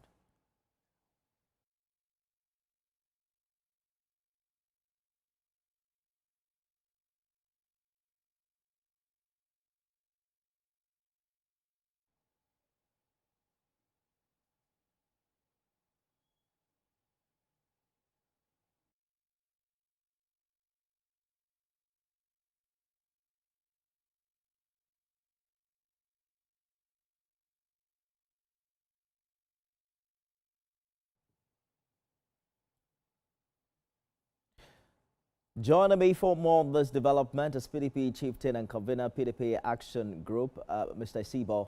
He joins me live from our Abuja studio. Well, the PDP is saying that the South-South Regional Congress went ahead without approval from the national body. And now it's not only the National Working Committee, the acting chairman doesn't also recognize it. What does this mean for the legitimacy of that Congress? Well, thank you. Good evening, and I'm happy to be here. And just like you said, the party leadership has again reinforced her earlier decision that what merely happened in Calabar a few days ago was a mere get-together. Perhaps party faithfuls had not seen themselves in a while and decided to just get acquainted. No, the zonal tenure of the caretaker of the committee, the PDP zonal electoral PDP zonal committee had expired in March, 9th of March. And the next date that the PDP had set aside for the zonal congress was the 12th of April. And so because the tenure of the past administration, or if you like, the zonal committee had expired, the PDP thought it wise to set up a zonal caretaker committee that would pilot the affairs of the zone till the April 12th zonal congress. So it's clear and it's simple. The leadership of the party have taken a stand like they always have, and whatever happened in Port Harcourt was in Calabar, sorry, was a mere get-together. But what does this mean for unity within the party at a time where it is expected that an opposition party like the PDP should be united if it's going to have a chance at winning in the 2027 election? Well, to be very honest, what is going on should bother any true member of the party. These are certainly not the very best times for the PDP, but this is a temporary setback, not a catastrophe. And the PDP is known to always have an excellent way of getting back together to resolve internal conflicts. And I'm sure that our party leaders and party members, across the states and across the nation, are all in unison that the party has to strengthen itself, strengthen its resolve, pull in one direction as 2027 approaches, because Nigerians are yearning for better leadership. Nigerians are yearning for growth.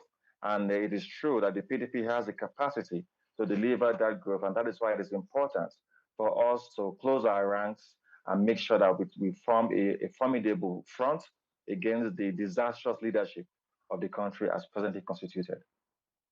PDP do, but the big question is, what is the pathway to this unity? When you're hearing from the stakeholders, some holding strongly that the South-South Zonal Congress already held, and then the other side of the another part in the leadership is insisting that it has not held, even has gone ahead now to inaugurate a caretaker committee. So do you see a pathway to achieving this unity, and how? Well, certainly, there will always be a pathway. There will be a reaching out. There will be a convergent line where all members of the party had to, come together. And if they see that the progress and the developments of the party, and by extension, the nation, is a collective resolve, we'll be able to put aside the little differences or the little disagreements that we have and come together as we normally do. The PDP is known to be the only party who's always able to resolve our internal conflict and come out even stronger. So we're very sure that our brothers and our friends and our leaders who are not very pleased, who are on the other side, will come to terms with the fact that the party is one. The party has to remain one if we need to help the Nigerian people move forward. Honorable Ogbeide Falui Sibo, PDP Chieftain, Convener, PDP Action Group, thank you for talking to us on the news tonight. Thank you for having me. Thank you. For the second time in less than 1 month, the Nigerian Senate has passed a vote of confidence in the President of the Senate, Godswill Akpabio. And this follows a motion moved by leader of the Senate, Okoyemi Bamdele, regarding a controversy stirred by Senator Natasha Akpoti-Uduaghan and her allegations of sexual harassment. Amid rising tension, the Nigerian Senate has once again thrown its weight behind its leadership, setting the record straight on allegations that have sparked widespread debate. The motion raised by the leader of the Senate was a direct response to claims linking the President of the Senate, Godswill Akpabio, to allegations of sexual harassment. Additionally, the motion aimed to clarify that Senator Natasha Akpoti-Uduaghan was not suspended for bringing a petition. According to the Senate, the Committee on Ethics, Privileges and Public Petitions only investigated matters involving gross misconduct against Senator Akpoti-Uduaghan. Section 1, subsection B of our rules book also makes it clear by reiterating that constitutional authority granted to us by Section 60 of our rule, of the Constitution, giving us the right to regulate our procedure. And suspension, as far as we are concerned, is the only alternative. Determined to set the record straight, the Senate insisted that its decisions are backed by the 1999 Constitution as amended and its standing rules, specifically Section 60, which grants it the authority to regulate its own proceedings. The lawmakers insist that all actions taken so far have been within legal provisions, urging anyone who doubts the process to await the decision of the courts.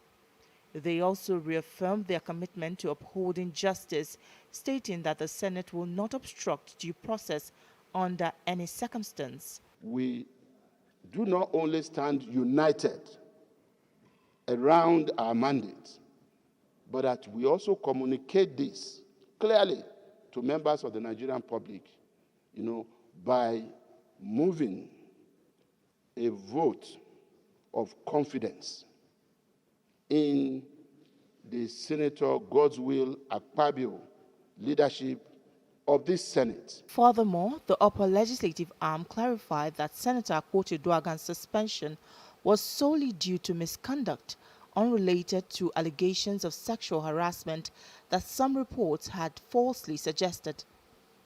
Emphasizing discipline within its ranks, the Senate cited the 7th schedule of the 1999 Constitution, which requires every senator to uphold the chamber's rules. The leadership maintains that adhering to these regulations is mandatory for all members. Matter is before the court of law. We shall allow the court to decide and therefore not to get distracted and get focused. The budget has just been passed.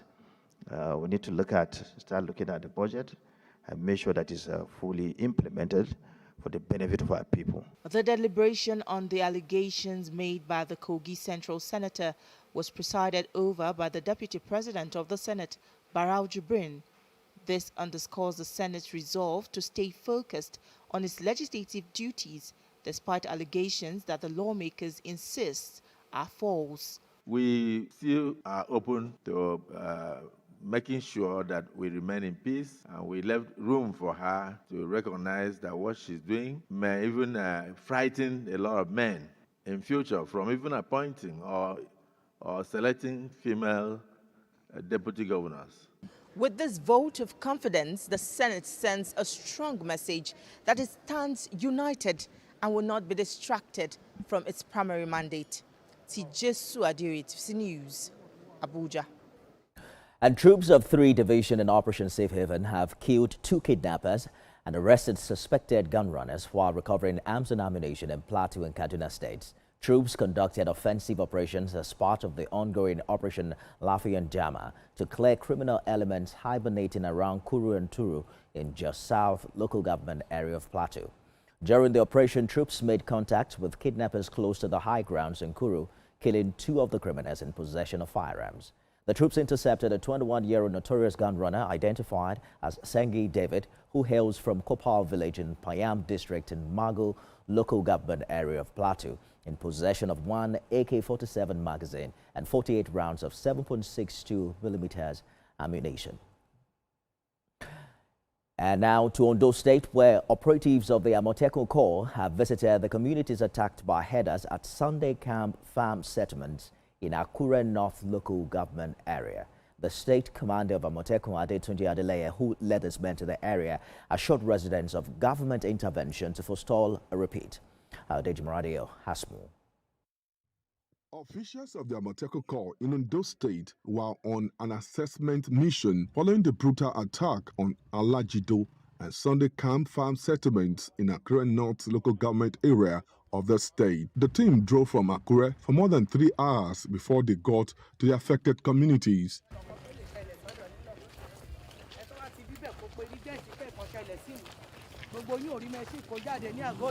Due to the poor condition of the road, they engaged the services of commercial motorcyclists to get to their destinations.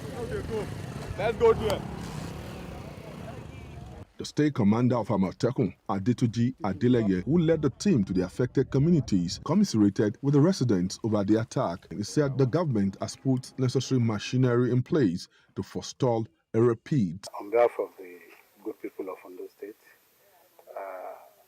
and as directed by His Excellency the Governor of Ondo State, I wish to commiserate with the affected families, and we want to assure the residents, the farmers, that now that the government is here, we would secure the place and ensure that the culprits are brought to book. The North local government area of the state, Adekemisola Adilowo, recounted how the tragic attack happened. Around midnight, 2 o'clock for Saturday, I didn't kill everybody for this camp. And that's in I see when they come. I will rush go meet government from those states. I thank Governor Orimison Ayedatiwa for sending Amotekun down this community. One of the survivors, a 35-year-old farmer, Samson Joro from Taraba State, expressed sadness over the attack. What happened that very day is that we don't really know what really happened, but we first hear gunshot from Alajido. Just something 20 to 30 minutes from there, before we realize they are here. Although normalcy is gradually returning to the camps, many people are yet to return home. Ayodeji Moradeyo of TVC News.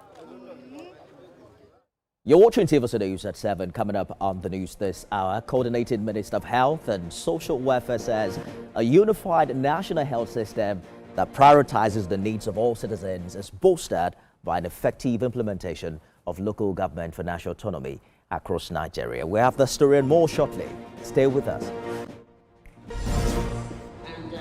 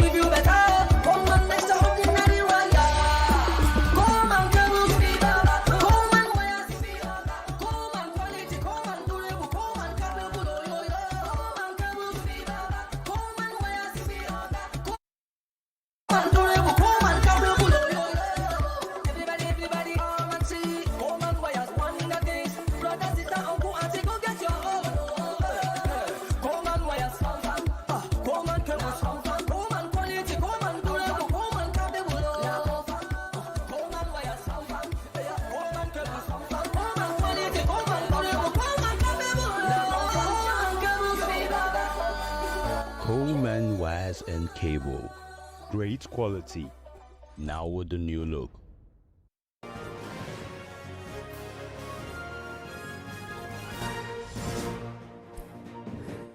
Thanks for staying with us. You're watching TVC News at 7. A reminder of our top stories this hour.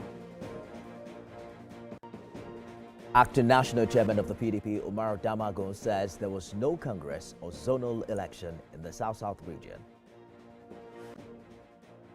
Senate again passes vote of confidence in the President of the Senate, Godswill Akpabio.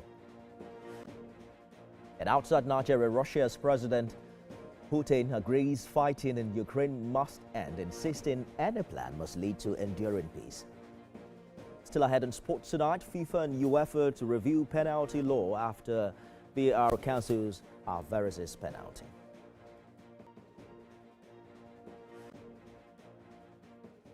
Thanks for staying with us, everyone. A court of the Federal Capital Territory has fixed March 21 to begin definite hearing on the case of defamation filed by 2 officers of the Department of State Services against the Socio-Economic Rights and Accountability Project. In October 2024, the DSS officers had filed a defamation suit against the group after the organization failed to apologize for accusing its officials of unlawfully invading its Abuja office a month earlier. Among the relief sought by the DSS officers are 5 billion naira damages, apology published on SERAP's website, social media, and in national newspapers and TV stations. In addition, is 50 million naira for legal costs and 10% annual interest on the 5 billion naira until payment is made in full.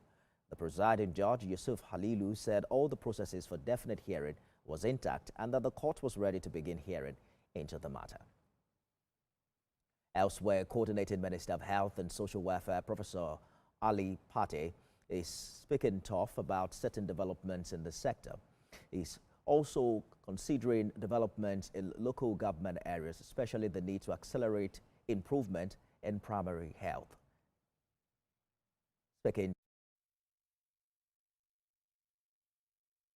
I want to thank the Coordinating Minister of Health and Social Welfare, Professor Ali Pate, and the Executive Director of the National Primary Care Development Agency, Dr. Muyiwa Aina, for organizing this very important national stakeholders engagement. On this note, it is the 774 local government council chairmen in Nigeria are ready to collaborate with all relevant stakeholders to showcase their leadership potentials and capabilities in the implementation of their constitutional mandate towards better governance at the grassroots level. Our leadership under Honorable Coordinating Minister for Health and Social Welfare, and together we are evolving a healthcare system that is centered around people and delivers affordable quality at little or no cost to people. At least we want to remove cost as a barrier for the most basic services. There's no system that can provide everything for free. But I think within our context, the resources that we have, which is now more, thankfully, now that we have local governments in the room, our resource port has expanded. But they're not primary health care. The approach itself fundamentally includes the idea of a collaboration across multiple levels.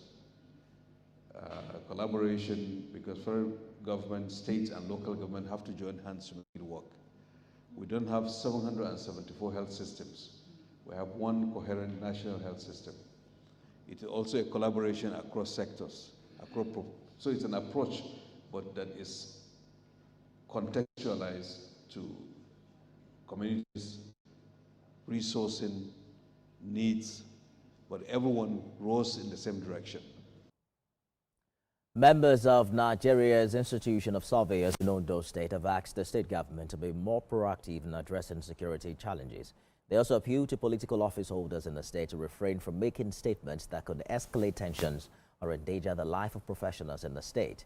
Addressing reporters at their secretariat, the state chairman of the association, Tajuddin Bello, said members of the institution are afraid to go to the field because of the unguided statement of the special advisor to the governor on special duties.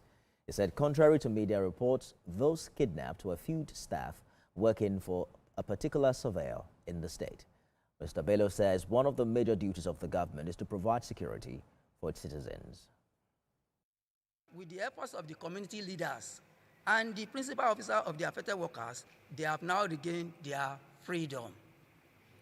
We are using this medium to express our disappointment and dissatisfaction on the recurring of insecurity situation in Ondo State. One of the major duties of the government is to provide security for its citizens. Hence, government must prioritize making Ondo State safer for all its citizens rather than shifting blame on victims. And Governor of Borno State, Babagana Zulum, says his administration is poised to provide affordable houses to civil servants and other citizens of the state. He spoke during the foundation laying of a mass housing unit in the southern senatorial district of the state. Senior reporter Jesse Tafida has more.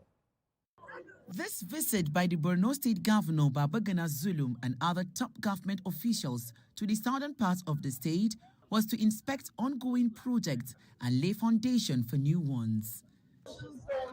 The foundation laying of 600 housing units,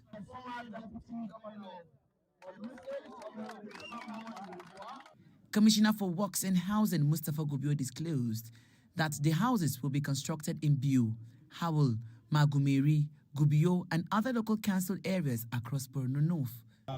Governor Babagana Zulum on his part disclosed that the initiative aims to address accommodation challenges faced by teachers. Let me use this opportunity to commend the federal government of Nigeria, under the President of the Federal Republic of Nigeria, Asuwaju Bola Ahmed Tinubu, 100,000 units for teachers in view, 100,000 exits in Azare House, 100,000 units in Magumeri, 100,000 units in Gubio. The last but not the least, another 100,000 units in Askira Oba.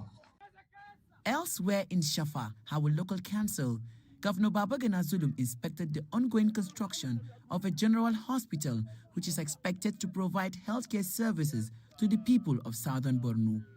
We have to ensure that standard is being maintained. Look at the soil type. I want to see, inshallah, after 100 years, somebody will see this building will remain solid. Governor Babagana Zulum also inaugurated a mega secondary school in Miringa community. Free learning materials and bicycles were given to all the students to aid their learning process. Jesse Tafida, TVC News, Biu. The reopening of several markets, including the prominent Wageni Market in Basari local government area of Katsina State, marks a significant step toward the restoration of peace and security in the 8 frontline local government areas of the state. Wageni Market in particular holds a unique and symbolic significance. TVC News correspondent Abdulatif Yusuf has more. A rear view of Wageni Market reveals a community slowly reclaiming its life and livelihood. Nestled near notable geographical landmarks such as the Gimi Hills, this market stands as a symbol of resilience in the face of adversity. Basari and Safana local government areas have endured the brunt of bandit brutality, which has severely disrupted farming and other economic activities for years. Hardly a day passes without report of killings, kidnappings or cattle rustling in this part of the state.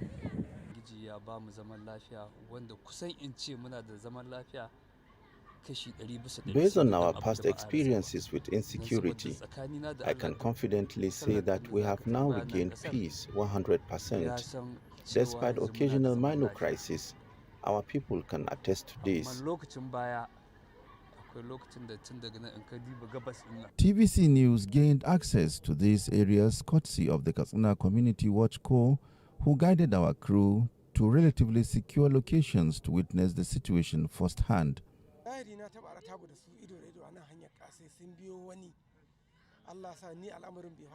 I escaped several attacks by bandits on my way to transport our passengers or deliver goods. But now, thank God for His blessings. All our members are returning to business. We are relieved as the area begins to recover from years of torment. This is Wagini Market, one of the revered markets in this area, Basari local government area. It is a market that has witnessed a lot of attacks by bandits at different times, and many people have been either slain or kidnapped from this market.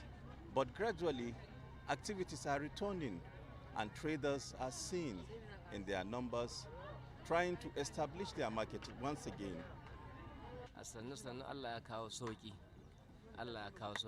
The number of traders in this Friday market is not only increasing but becoming more consistent after months without attacks. In the past, we often run for our lives almost every market day. At a time, we have to stop coming. It's a moment that will linger for long in our minds.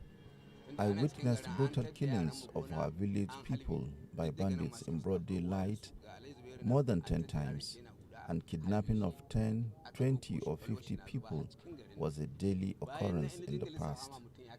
But now we are grateful to our governor for his effort to address these issues with more seriousness. However, challenges remain. While schools are currently closed for Ramadan, the prolonged crisis has left many educational institutions non-operational for an extended period. Despite these hurdles, the people remain hopeful, prayerful, and confident that the government will intensify efforts to end the crisis and support them in overcoming challenges brought by insecurity. Abdulatif Yusuf, TVC News, Katsina. We're back with more stories after this break. Stay with us.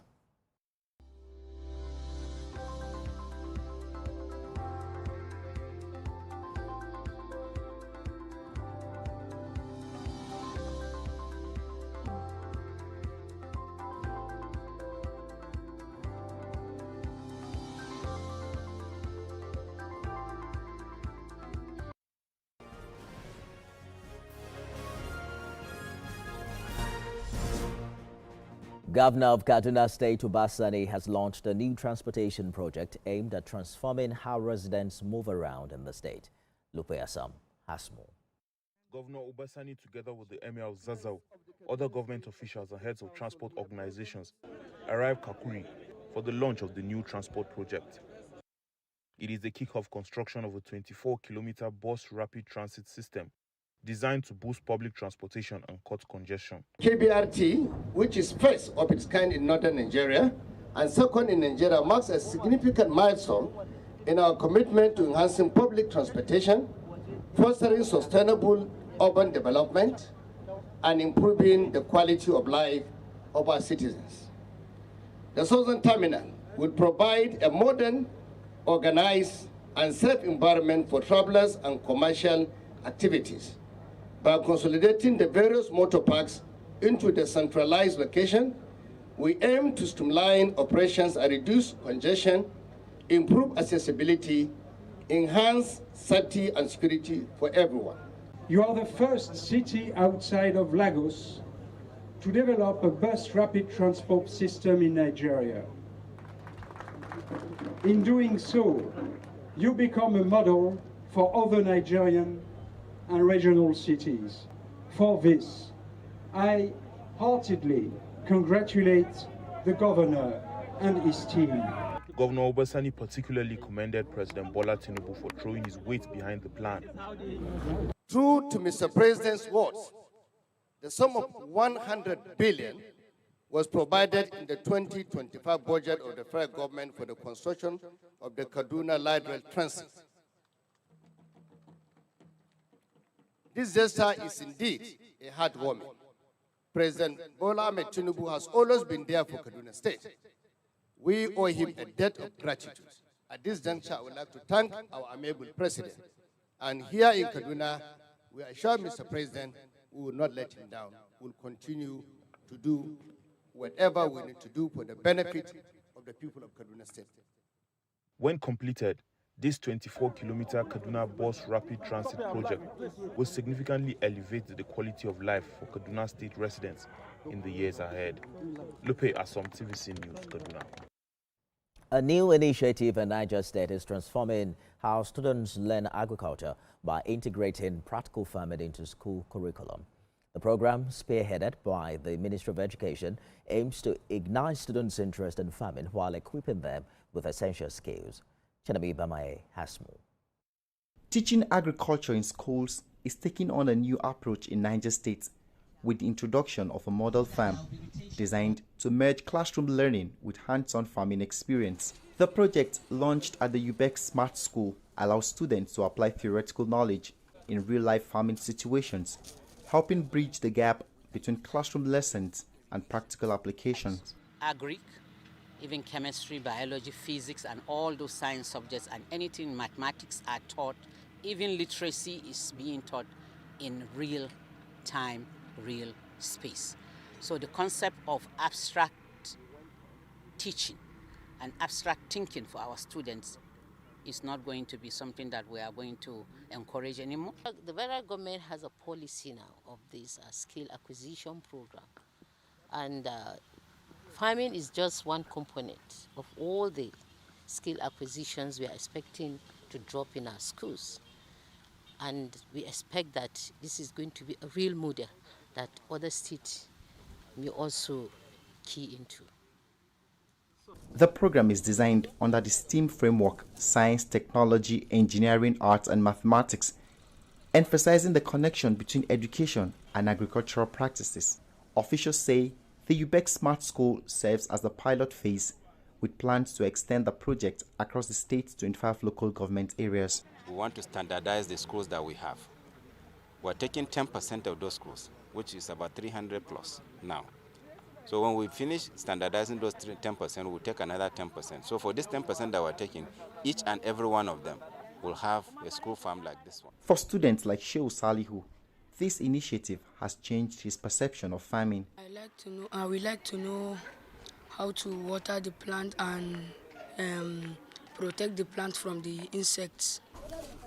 Education experts believe this approach will not only enhance learning, but also inspire students to consider careers in agriculture. The state alone can't address all these issues. One of the key things that we're trying to do is to get children out of school, back into school, but also using different techniques. And one of the techniques we're using is the Smart School. While this project will nurture the next generation of farmers who will contribute to national food security, it faces potential challenges such as access to water for schools in some locations with effective monitoring and evaluation. Chenemibami, TVC News, Min. And Governor of Kwara State, Abdulrahman Abdulrazak, says his administration is committed to investing more in the education sector this fiscal year to bridge the gaps in school infrastructure and digital literacy. Governor Abdulrazak stated this while inspecting the multi-story prototype primary school in Ilorin. He said government's Kwara Learn program is a watershed for teachers and public school pupils in the state as it builds learning processes around technology and best practices. The way our schools look, normally it's just a box with windows. The environment will change, attention to details, how we learn. Either to our challenges in education is the infrastructure, the curriculum, and training the teachers. So we're tackling all at the same time simultaneously, making sure we tackle the issue of infrastructure, the curriculum, which is a big challenge as well, but as well as the teachers. As you can see, we're hiring thousands of teachers to meet this.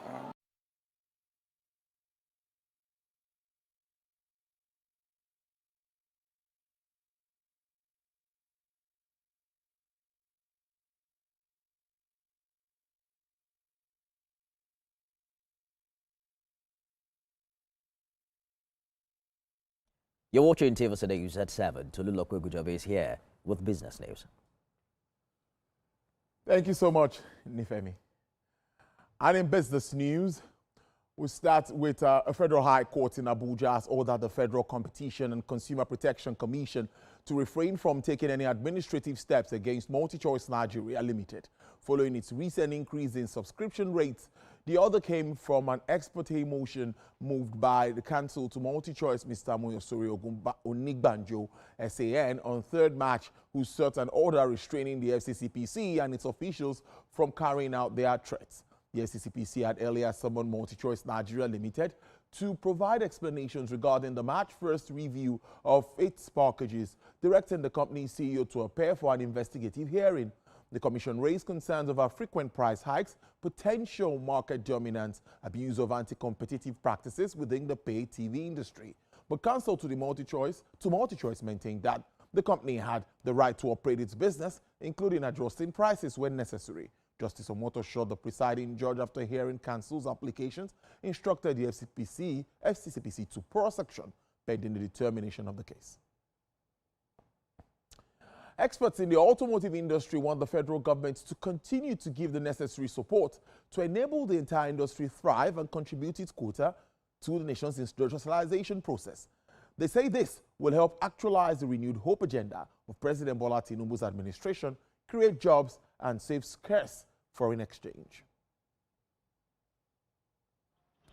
The Nigerian government has declared that Nigeria's industrialization ambitions will remain unrealized unless the country rapidly develops a strong and global competitive automotive sector. Experts and dealers in the auto parts and automotive industry are gathered in Lagos to strengthen ties, business relations, and share technological knowledge with the ultimate aim of placing the entire industry on the pedestal of development. Managing Director of BKG Exhibitions, Mr. Ifeanyi maintains that Nigeria has the capacity to grow and become an auto parts hub across the globe. The real thing is auto parts manufacturing. That's where we have advantage, because you have so many industries coming up. It will help employment, and it will help our foreign exchange as well, because we won't just be selling to our local companies here. If our product is good and is well regulated, other countries will come to Nigeria and buy their parts. So it's major for us to get into auto parts manufacturing. And that's why we're inviting these people, not just to sell to us, but so that we can partner with them. For the president of the Auto Spare Parts and Machinery Dealers Association, Mr. Ngozi Emechebe, with the existing support of the federal government, dealers will establish auto parts factories and manufacturing plants across the country. I understand that what we need is some manufacturing spare parts in Nigeria, but we can't do it alone. Government has to support us. We are ready. Many of us has industry, but due to high tariff of custom clearance, power, other things, and the taxes from the different agencies, they just went back. So, Nigerian government must do something about this. We are ready. We don't like importation. We don't like it. That has been our vision, to see Nigeria as a major auto parts manufacturer in Africa, and maybe with time in the world. We have the capacity. It has, there was some kind of a growth in the 90s, 80s, but dropped, after. And these things can be redone in the country. We have the capacity, we have the market, and we have the aggressiveness. The gathering brought in players ready to offer practical solutions to issues facing the auto industry development in Africa. Women working in Nigeria's maritime sector have been reassured of their safety, equity, and fairness in the workplace. This assurance was given during the International Women's Day celebration at the Nigerian Ports Authority's headquarters in Lagos. TVC News senior business correspondent Ifunaya Eze reports. The event, held to commemorate this year's International Women's Day, was attended by the Nigerian Ports Authority's management team, led by the Managing Director, Mr. Abubakar Dansoho. Speaking at the 2025 celebration, Mr. Dansoho emphasized the significant role women play in the maritime industry, noting that March, designated as Women's History Month, serves as a reminder of the NPA's commitment to promoting gender parity in the marine and blue economy. For us in the Nigerian Port Authority, we do not see the International Women's Day as another day to pay lip service to women's rights and economic empowerment. Rather, it is a day to reflect on what we have done and to commit to doing even better. Speaking about achievements, I'm glad to inform you that this organization has since inception been very devoted to championing women's empowerment and gender equality. Further highlighting the advancement of women, Mr. Dansoho pointed out that women are fully integrated into Nigeria's technologically driven port system. The Nigerian Port Authority has and is actively recognizing and advocating women's rights and equality. Women are also embedded with the different units of the organization and arms of MPA. Women as pilots, women as fire service officers, women as security officers, medical personnel, and engineers within the Nigerian Port Authority.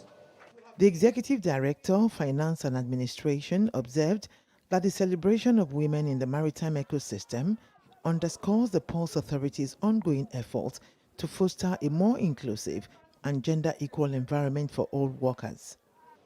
From the dock to the boardroom, women play an instrumental role in ensuring the Nigerian Port Authority remains vital to economic growth and the economic hub for the nation and the region. The Nigerian Ports Authority reaffirmed its commitment to being an equal opportunity employer, ensuring that women continue to thrive in the maritime industry. Ifunanya Eze, TVC News, Lagos. Well, from the ports to the stock market, where many share prices went upwards as gradual recovery returned to the trading floor after weeks of dull transactions. The market index, which represents price movements in shares, jumped by 0.12% at the close of business, showing gains that investors enjoyed in the market. The biggest gainers was UPDC, followed by international breweries, Royal Exchange, Multiverse, and NGX Exchange. Trade decliners included University Press, Academy Press, Red Star, NIMET, and Sienna Leasing. Well, that's a package from the business desk. We'll take a break. Next is sports news. After this break, good evening.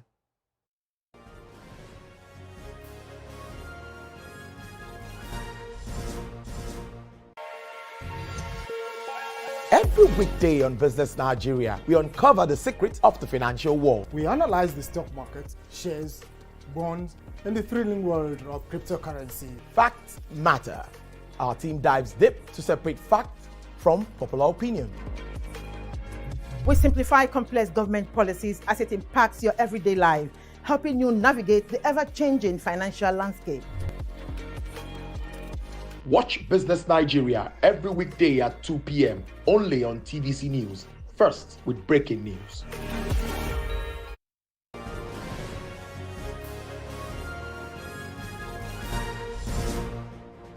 For the 25 London Marathon is set to make history as the world's largest field in the discipline. More than 56,000 runners are expected to complete the 26.2 miles race on Sunday, the 27th of April. That would exceed the current record of 55,646 finishers set by the New York Marathon last November. Since the first London Marathon in the year 1981, more than 1.3 million runners have completed the event. More than 840,000 people applied to run in this year's race, breaking the world record of 578,304 for the 2024 edition. To boxing, where heavyweight champion Alexander Usyk has been ordered by the WBO to begin negotiations for a mandatory title defense against interim champion Joseph Parker. Usyk and Parker have 30 days to reach an agreement for the mandatory defense, otherwise the WBO will order post-bid proceedings. The WBO confirmed negotiations for the Usyk-Parker fight were ordered in an email to the promoters of both fighters. Usyk, who also holds the WBA and the WBC belts, had been linked with an undisputed title fight against IBF champion Daniel Dubois. And the FIBA Regional Office for Africa has announced that the official draw for the 2025 Women's FIBA Afro-Basket Tournament will take place on Saturday, the 19th of April in Luanda, Angola. The much anticipated event comes 5 months before the tournament, setting the stage for Africa's premier basketball championship. The 16-nation Afro-Basket will be held from the 12th to the 24th of August, marking the 4th time Angola will host the competition, having previously hosted in 1989, 1999, and 2007. The teams set to battle for continental supremacy include host Angola, defending champions Tunisia, and powerhouses like Nigeria, Senegal, Egypt, and Cote d'Ivoire. Other qualifiers are Guinea, Cape Verde, Libya, Uganda, Cameroon, Rwanda, Madagascar, South Sudan, DR Congo, and Mali. And she's fouled on the play. Inside the final minute, Nigeria up 6. Concord open. You can count it. The International Olympics Committee and the World Aquatic Federation, working with the Nigeria Aquatics and Paraswimming Federation on a development program across the country, holding the coaching and teachers training and certification program this week. The Governor's Paraswimming Classic is scheduled to begin as a successive event next week. We have details in this report. This group of coaches and teachers have been drawn from across the country. Their goal at this program is to be armed with the latest knowledge in swimming coaching to help build and develop talents in the sport.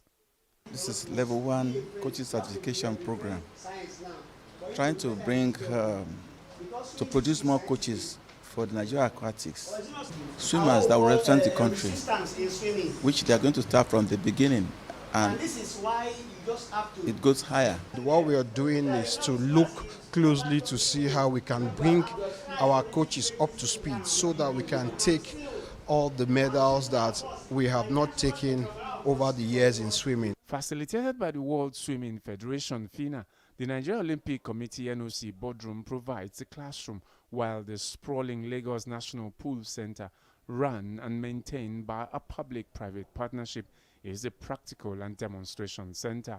I'm a swim coach at a school, and I want to improve more on my skills and effectively teach my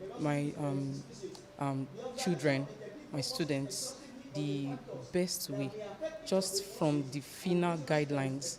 Coaches or teachers, we need to be having this such gathering, like if it is 3 months or 6 months, but in the past it wasn't like that. We are going to repeat this so that we can be sure that the knowledge of what we are sharing today spreads across all states of the Federation. With this certification program for teachers done this weekend, another round of training begins next week, this time for the benefit of para-swimming coaches and athletes. The Governor's Classic and Scientific Training Program, facilitated by 6-time Olympian and now Vice President of Para-Swimming in Nigeria, Bose Kafo, will run from Monday next week. It's all about the development of the para-swimmers in Nigeria, Lagos State, and all over the world. More than 45 participants from across the country are to converge on the swimming center of the Lagos National Stadium for the one-week program. It's about bringing another innovation into enhancing the performance of the para-swimmers. The Para-Swimming Classic Scientific Training and Podium Placement provides an opportunity for participants to get updated knowledge and the latest techniques of the sport. Solomon Ajiziogu, TVC News, Lagos. Members of the main organizing committee of the inaugural Niger Delta Sports Festival have inspected facilities across the host state, Akwa Ibom. The inspection team was led by the Akwa Ibom State Commissioner for Sports, Paul Bassi, and co-chairman of the organizing committee, Itiako Ikpopo. The delegation made a tour of the sports facilities at the West Etam Secondary School, Ultra Fit Sports Center, Dakada, Skills Center, and the Uyo Township Stadium and the Cornelia College. Organizers are excited about the quality of sports infrastructure in Akwa Ibom State and praised the efforts of government in ensuring each free event. The maiden Niger Delta Sports Festival is scheduled to begin on the 1st of April and feature more than 5,000 athletes and officials who will be competing in 17 sports. What we are doing is leaving a legacy that tells people that even when Uyo has hosted, people must get directly involved in sports. We went to the Ultra Fit, wonderful place. It's somewhere that people can there's partnership. Once there's partnership, private sector partnership, they can do that place and make it better. Tennis courts, standard tennis courts. You can do badminton, wrestling, table tennis, swimming. It's a wonderful place. You can see that we are renovating and redoing the entire swimming pool, to make it standard. The Delta Sport Festival is the pioneer edition, and you are bringing 9 states here. So it takes a lot of logistics, accommodation, transportation, and then of course the facilities. We are here at the swimming pool, Olympic-sized swimming pool, one of the best in the country. You don't have 3 or 4 like that in the whole country. They are helping us to put it together, put it in shape, and what they are doing, I really want to appreciate them. I said to him, I was joking with him, I said, look, I can't wait to take over these facilities because after they have put them together, we have to take them over, maintain them and so on. Fantastic job. We are lucky to host the first ever, and then it's up to us to make it worth the while of the Niger Delta. With that, it's a wrap on the sports segment on the news at 7. The FM, it's back to you as you continue with the rest of the news. Thank you, Ian. Some really exciting sports story there. Definitely. Before we go on the news this hour, let's tell you that President Vladimir Putin says Russia has agreed with the Ukraine ceasefire, but says it should lead to enduring peace and remove underlying causes of the crisis. He was speaking as U.S. President Donald Trump's envoy, Steve Witkoff, is in Moscow ahead of U.S.-Russia talks on a 30-day ceasefire proposal. Earlier, the Kremlin said it was in the final stage of the operation to drive Ukraine from territory it seized in Kursk. And that's the news this hour. For more updates on the stories we're monitoring, visit our website, tvcnews.tv. Follow us on Facebook, Instagram and X at TVC News NG. Remember, we're streaming live on YouTube. It's TVC News Nigeria. Thanks for watching, everyone. I am Nifemi Ogun.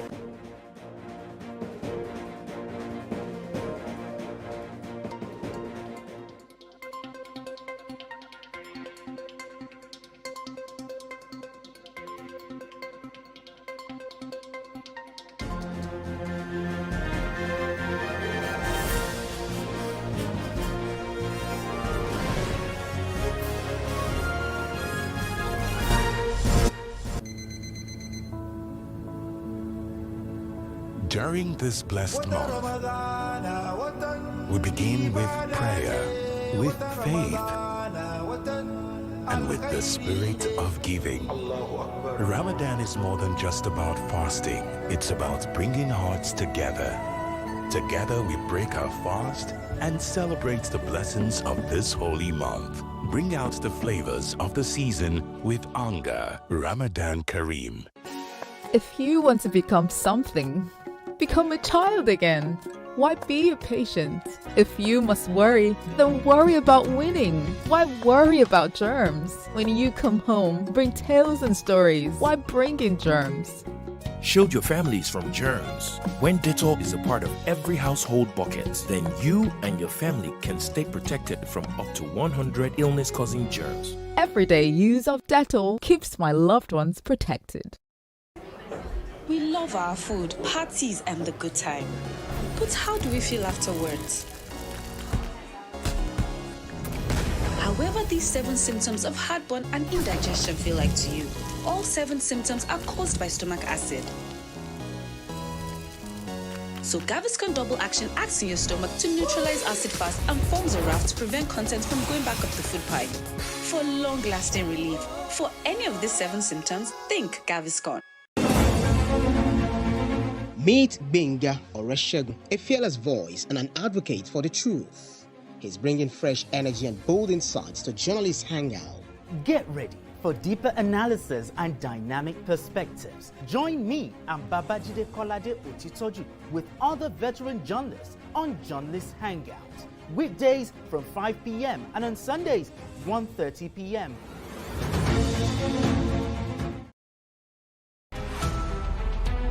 Every major news story is with many perspectives and layered with different levels of impact. Hello. What time did this happen? We will be right there.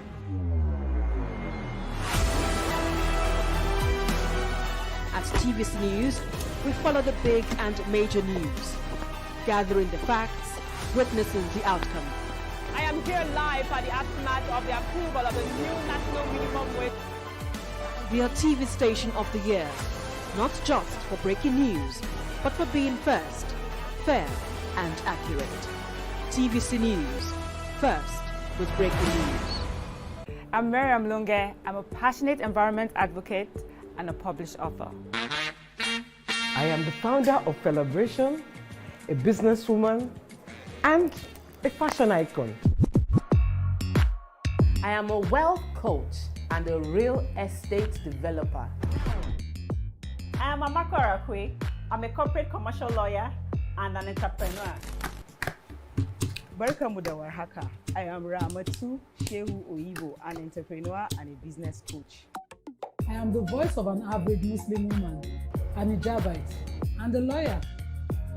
I am a polymath and a serial entrepreneur. I am Muriah Afolabi Brown, Managing Director, TVC Entertainment. I'm a media consultant, producer, and broadcaster. The ladies of Your View are made of women from different professions, tribes, cultures, and religion. Join us every Monday to Friday as we share our views on topical and social issues.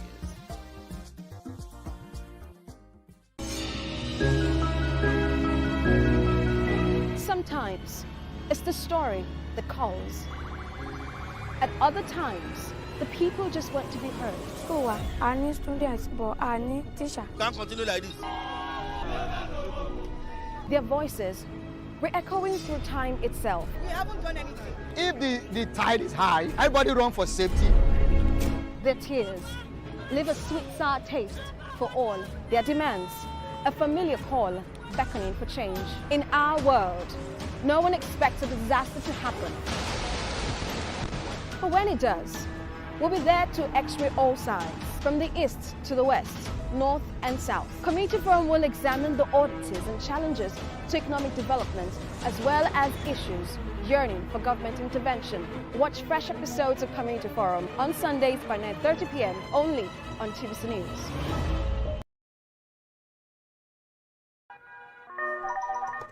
Hello, TVC Communications. How can I help? What makes TVC the right choice for my business? Excellent question, sir. Let me share some exciting facts with you. Start your day on TVC Entertainment with Wake Up Nigeria, a family and lifestyle show. Your View empowers women globally. It's your view, let it count. Entertainment Splash delivers the hottest celebrity trends. On TVC News, we keep you informed with breaking news and in-depth analysis of events shaping the world. I will continue to speak the truth. TVC News at 7 and TVC News at 10 p.m. delivers the most important stories of the day. Max FM, your hit music radio station, captivates listeners daily across Lagos and Abuja, making every commute more enjoyable. Adaba 88.9 FM is not left out, as it is the voice of Southwest. And on TVC Digital, we reach to million viewers daily. All together, pulls in over 17 million viewers daily. Contact us on 0707 272 8338 or marketing at tvccommunications.tv. Partner with TVC Communications today. Let's grow together. At TVC News, wherever the big news story is happening, we're geared up to break it. TVC News, first with breaking news.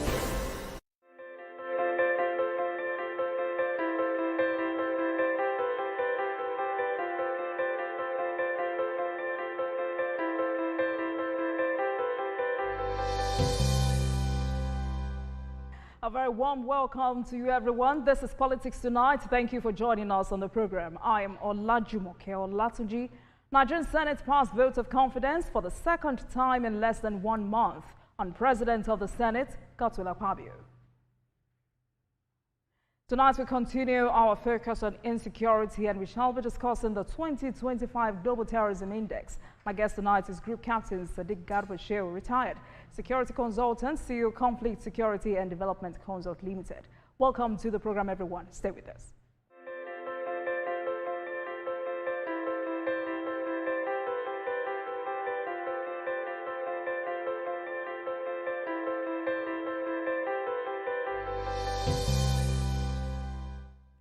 Thank you very much for staying with us. Now let's bring you some political developments. For the second time in less than 1 month, the Nigerian Senate has passed a vote of confidence on the President of the Senate, Godswill Akpabio. This follows a motion moved by the leader of the Senate, Opeyemi Bamidele, regarding a controversy stirred by Senator Natasha Akpoti-Uduaghan and her allegations of sexual harassment. National Assembly correspondent Tijesu Adeoye reports. Amid rising tension, the Nigerian Senate has once again thrown its weight behind its leadership, setting the record straight on allegations that have sparked widespread debate. The motion raised by the leader of the Senate was a direct response to claims linking the President of the Senate, Godswill Akpabio, to allegations of sexual harassment.